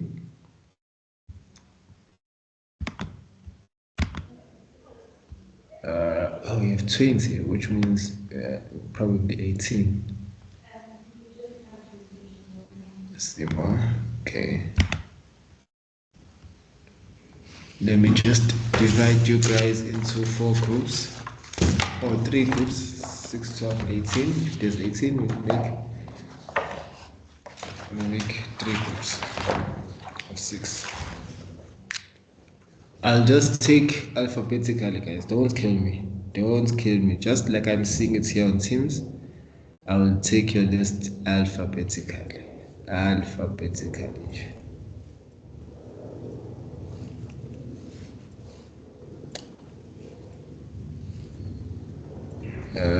So it's Akubide, Asake, Bodle, Dati, and JJ. 1, 2, 3, 4, 5, 6. With Jerry. That's group 1. Group 2 will be Lucky, Lufuno, Njabulo, and Nomatamsanga. Let's go down. And Notile. 1, 2, 3, 4, 5. Last one. Pindulo. Pindulo. There's group 2. Okay. Group 3. We have Mr. Mkize. You can't be in the group, sir. Can't be. Cannot be. Simo, Sinenhlanhla, Zulu. As Miss Piwe, you can't be in a group, man. You are cheating. We'll have Tlalifani. It's Talifani, actually. Excuse me. Excuse me. Then Chiamo and Veronica. 1, 2, 3, 4. In group 3 we'll have 5. If I'm missing someone, let me see. Zizipo 6. Miss Zizipo. I'm so sorry. I am so sorry. I almost didn't see you there. Must be your husband. He must have taken you. Miss Zizipo. Okay. Do you guys prefer that I create a link for you guys? I'll create 3 links. If you prefer that, you guys can go into those 3 links, jump off this session, give you an allocated time to look into this, and then come back. Or do you prefer a WhatsApp group chat, a WhatsApp group call? Which one do you prefer, guys? Which one do you prefer?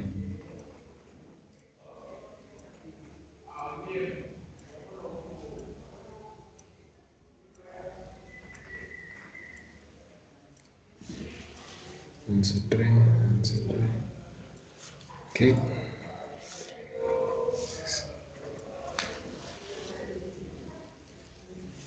Sir, you didn't call my name.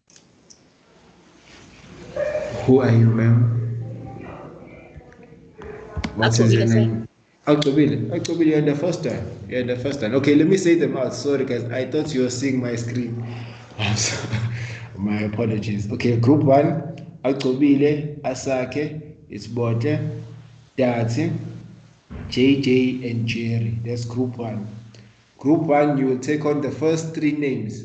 It's neologisms, colloquialisms, and slang. You will take those 3 words. You are going to discuss those words, their concepts, give examples and definitions of those words. So in your group, you'll sit down, discuss, come back, and have one presenter who is going to represent your group, who is going to give us those answers. Group 2, it's Lucky, Lufuno, Njabulo, Nomatamsanga, Notile, Pindulo. You guys take on dialect, jargon, complex terms.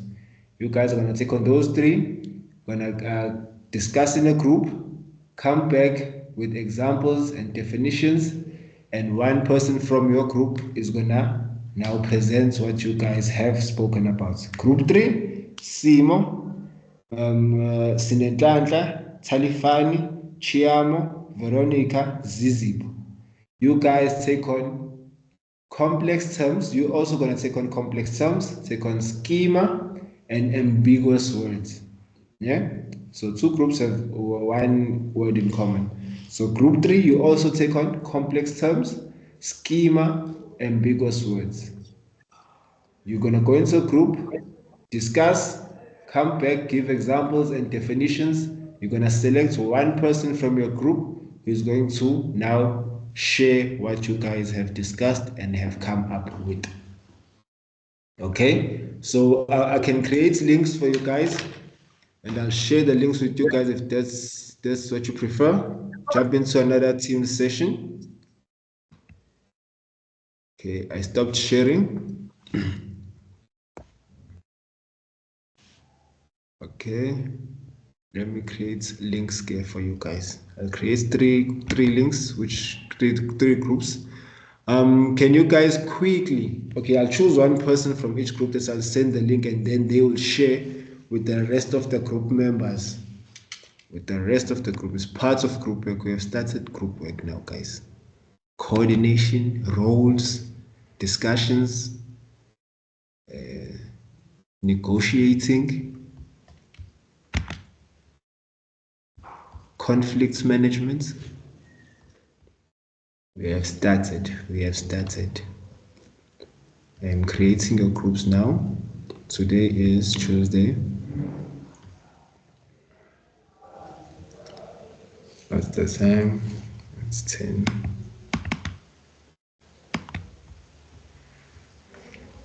Let me create the first one. So let me call it group 1. Okay.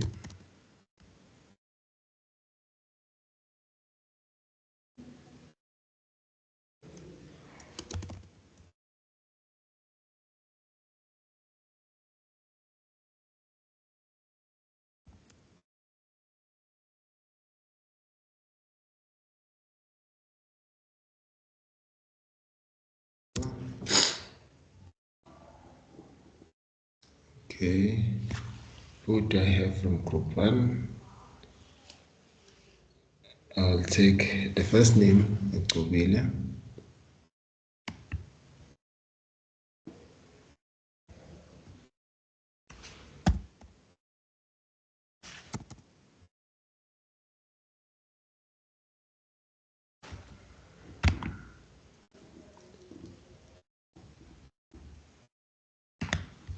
Okay.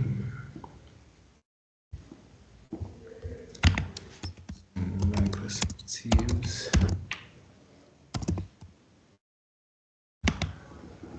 Teams meeting.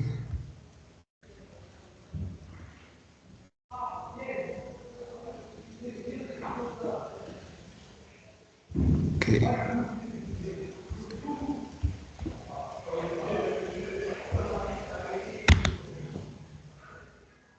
Okay.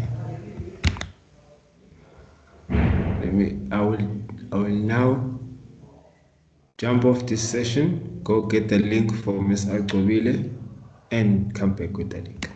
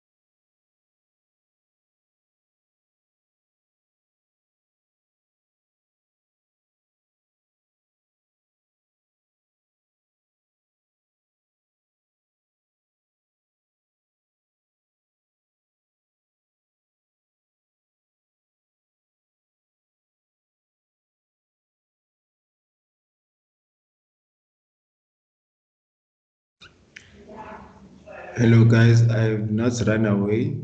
I am still here. I've sent the link for group one. Group one members can use that link on the chat.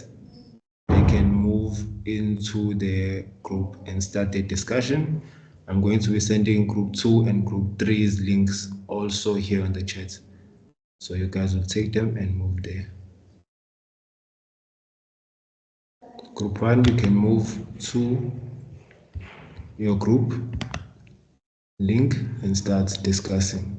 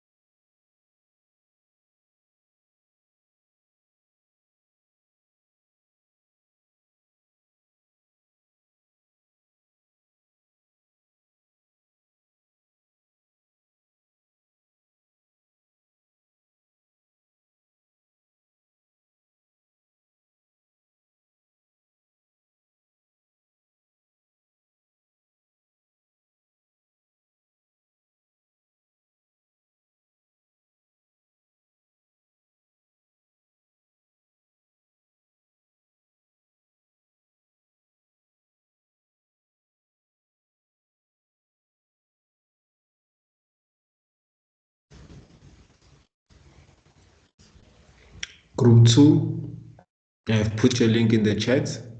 Take the link and move to your session as well. I will join you shortly and start recordings in those sessions.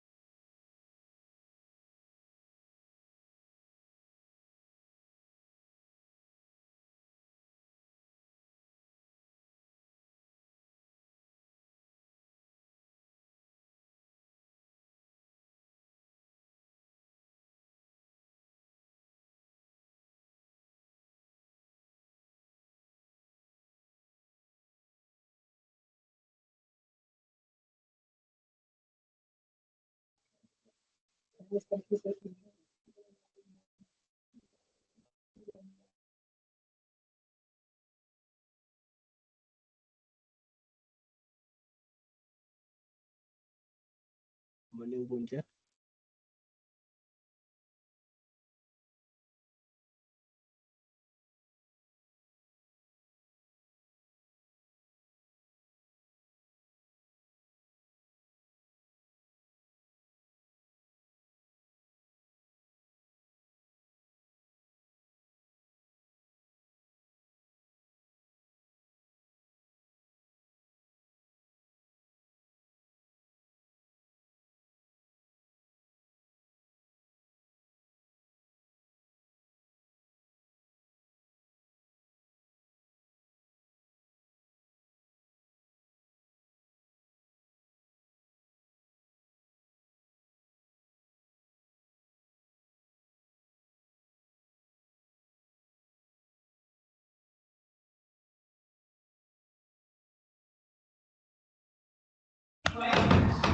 Okay, guys, all three links are in the chat. You can now move to your groups. People from group one, everyone is gone. Anyone from group one? Sir, I don't see the links. In the chat, you don't see them in the chat? No. Do you see the chat? I see them looking at the chat right now. Sir. Yes, yes. Sorry, sir, I have a little problem here. Okay. They're going to pay load shedding now at past. So anytime this thing can shut down. So I'm going to find a place where I can hotspot. Okay. Please do that, sir. Okay, sir. Thank you. Okay. Who's not? You said you're not seeing the chat, or you're not seeing the links. I don't see the links. You see the links? I see the past links, like the past links, but I don't see the newer links. Okay, you see where it's written join meeting now. You click there. That's the link. Just click on that. On your group, which group you are? You're in group one. Click on group one. It's written join the meeting now.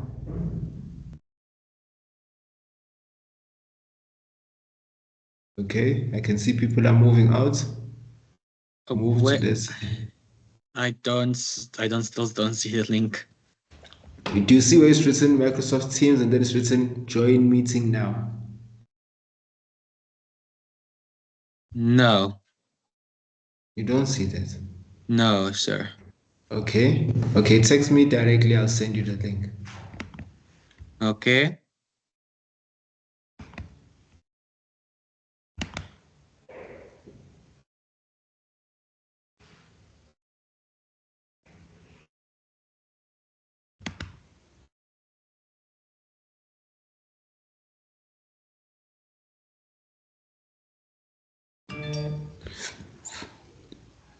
Just send me a text and I'll send you the link. What is your name on WhatsApp? My name is Mr. Sbonyalantek. You see the group? Yes. Might be written. I'll drop a text in the group so you see my name. Okay. I did send a message.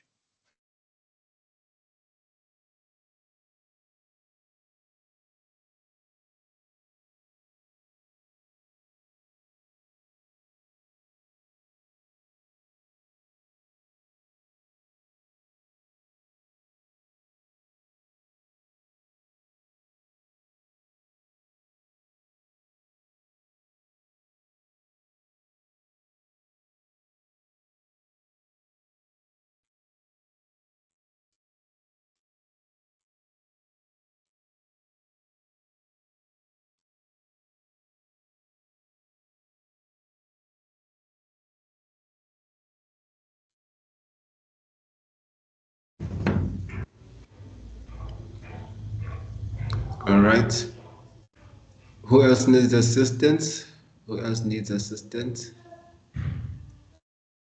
Group 2, you can move to your group. If you need me to accept you or having issues, just drop a text in the WhatsApp Group 3, you can also move to your group.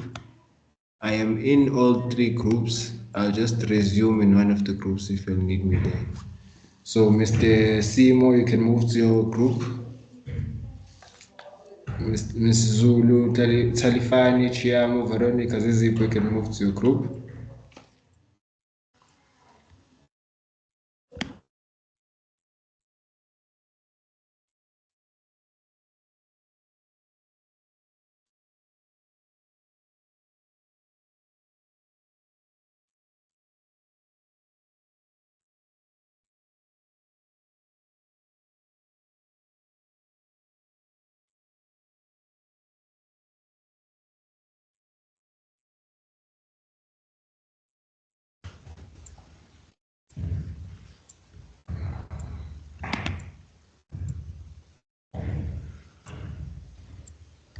I see a hand raised. Anyone needs assistance? Mr. Simo? Yes, I'm trying to click the link, but there's nothing happening. Okay. Do you see my number? Send me a text. I'll send you the link for your group. You are in group 3, ne? Okay. Yes. There's my number there in the group chat. Just You send said me which a group am I on? You said which group am I on? Is who's this Jabul? Jabul is in group 2. Kwazi. Oh, Kwazi is in. I didn't see your name in the list. Did you pop out by any chance? Kwazi, I didn't see you on the list on Teams. Okay, I'll put you in. Which group do you wanna go in? Say 1, 2, or 3.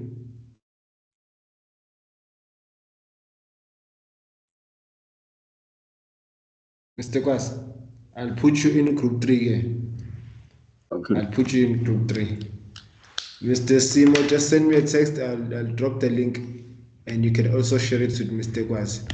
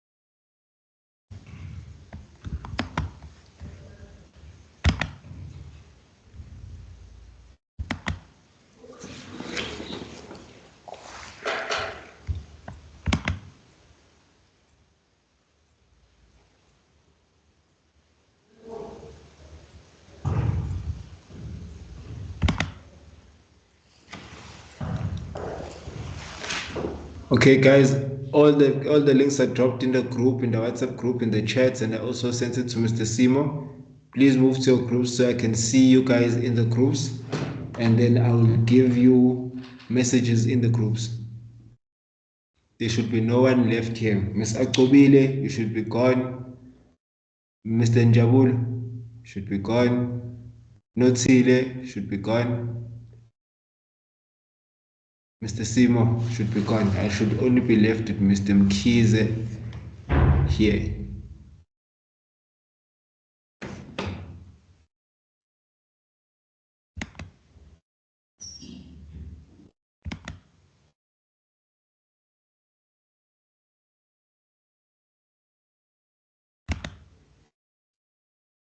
Mr. Samgel, are you there? It's Mr. Ndlela. Can you go into one of the groups? Can I put you in one of the groups in group 1 just to monitor there? Okay, it's fine. Okay. You can take that link there. Do you see the links?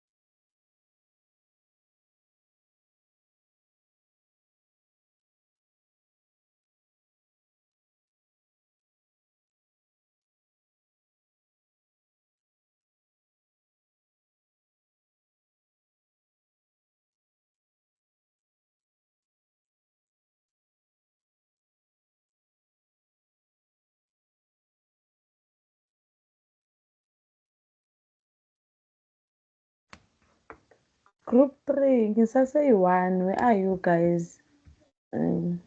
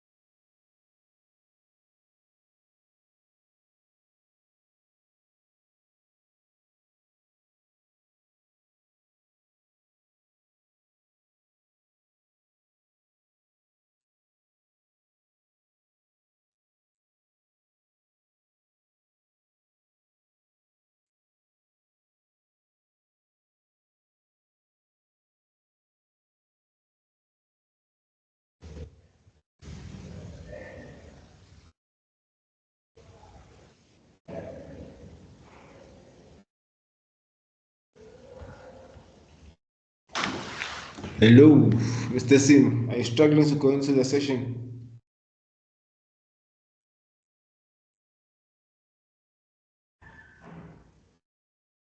Or are you connected with another device onto the other session?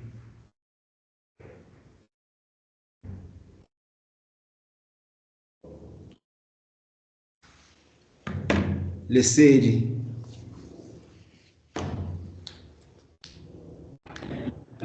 Yes, sir. which group are you in, sir? I'm not in the group as yet, sir. Okay, where did you? You I haven't seen you today. Did you come in late into class? Sorry? You've been here in the session. Yes, you were busy taking people to other groups, but you didn't choose me as yet. I was Okay, waiting for you. okay. Yes, I was waiting for you, sir. Okay, you can take group 2. Do you see the link for group 2? You can join group 2. Okay, sir. I will check it now on the chat. They are on the chats and in the WhatsApp group. Okay. Yeah, I see group 2. Yes, you can join them. Tell them you got the link late. You are in their group. Okay, sir. All right, sir. Mr. Simo, you are still here. What's going on, sir? How can I help you?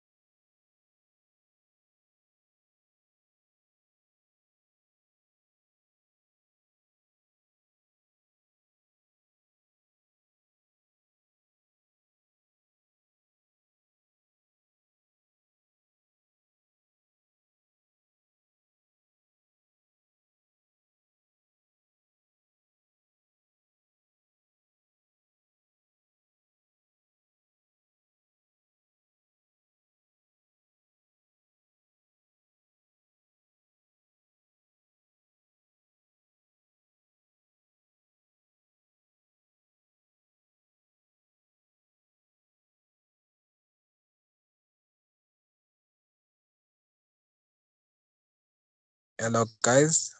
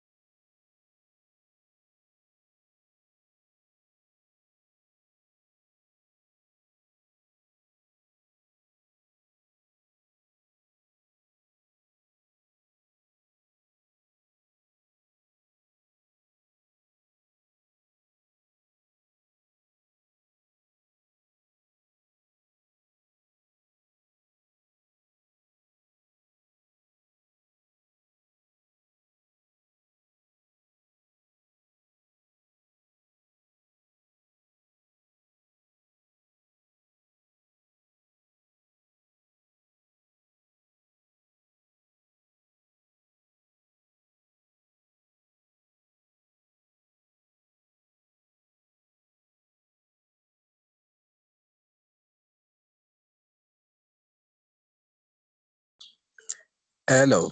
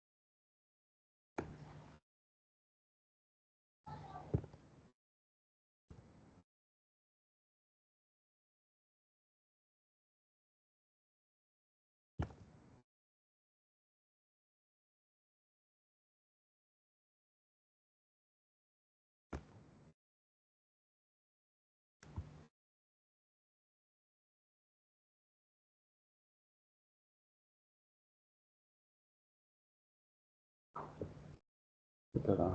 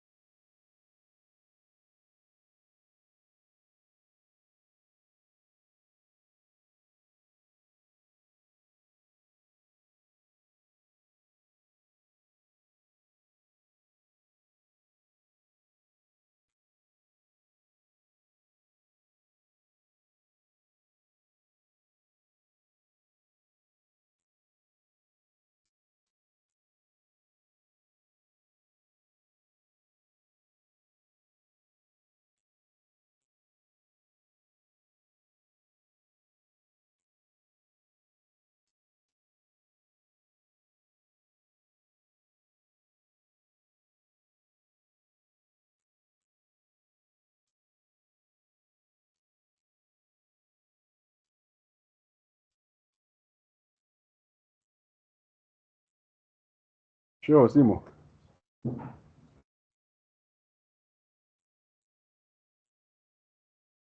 Simo. Okay, okay.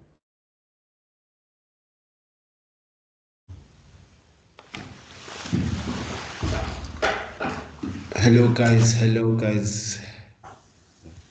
Let's wait for the others to come back. Let's wait for the others to come back.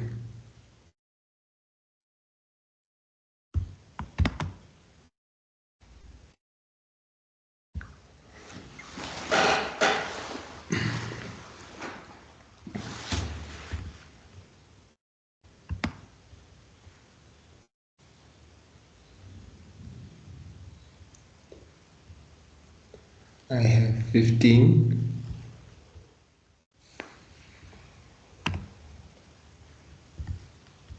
Okay. Is it going well in your groups, guys? Is it coming together? Is it Yeah, coming together? everything is fine. Okay. So are you finally prepared to present after we come back from lunch? Yeah. Lufuno, how's it going? Meyer? Yeah, I'm asking Miss Lufuno. Oh. Me and my group are fine now. You are fine now. Okay. Anyone who's having any issues with signing the register, please let me know so I can assist. I hope everyone can sign the register. And please do sign the register before the end of this session. Very important. Very important. Mr. Lucky, you have your hand raised. I say I have a problem of signing the register, sir. Oh, what's going on, sir? I was offline, so I did find, so I don't know, maybe they send it or what. Please communicate with Miss Mtombe, Spiu. She'll assist you with that, ma'am. Okay, sir. All right. Anyone who's having any other issues, please let us know. So we're gonna have a lot of these group works, guys. So you need to get the hang of it. The main important thing is proficiency and being able to now go into groups, get things done in a short space of time, get it right, and get back here to present quality presentations.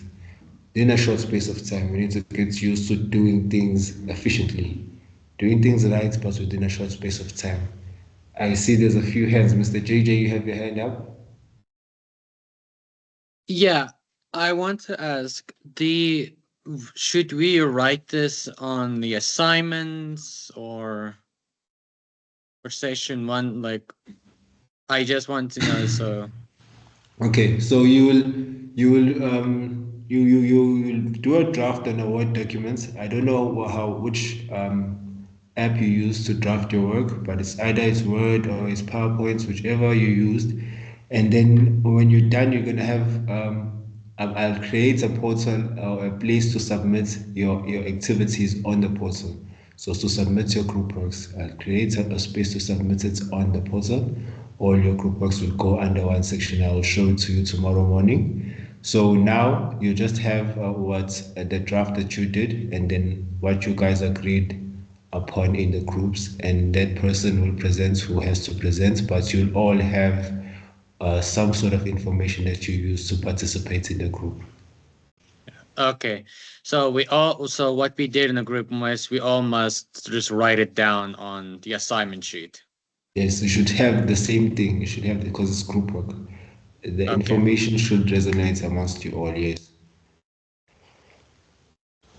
Okay. Thank you, sir. All right. Any other questions, Mr. Luck? Your hand is still up, or is it an old hand? It's the old hand, sir. Okay. Okay.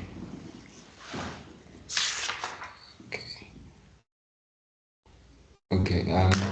As I was saying, that this will help you in terms of being able to do your work and being part of a group. So we started with being part of a group and how to um, communicate within a group, your roles, select different roles for each other, being able to work efficiently in the group, and then producing your presentation to the class. So when you come back, all those people that were selected, or the whatever formation you're gonna explain it to me. If in your group you said we have one person to present, then you'll come and say, group, maybe let's say, for example, group one. So we came in the group and we discussed we're going to have one person to present our work, and then they will present. And let's say another group comes in and says, in our group, I will have three people presenting different items. Then you do that, but it has to be organized and it has to work efficiently. Should be seamless. So you will do that when we come back from our lunch break, which is going to be now in a few minutes. So we come back at 12 sharp so we can have the last 30 minutes for presentations, and we'll attend to any other technical issues, and we should call it a day after that. Okay. So are there any questions for me?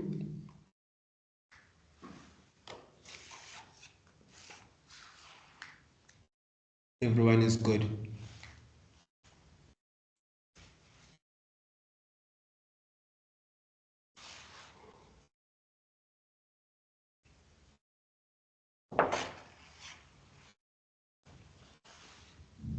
Let me just just want to find a timer that I'll display for our next 30 minutes.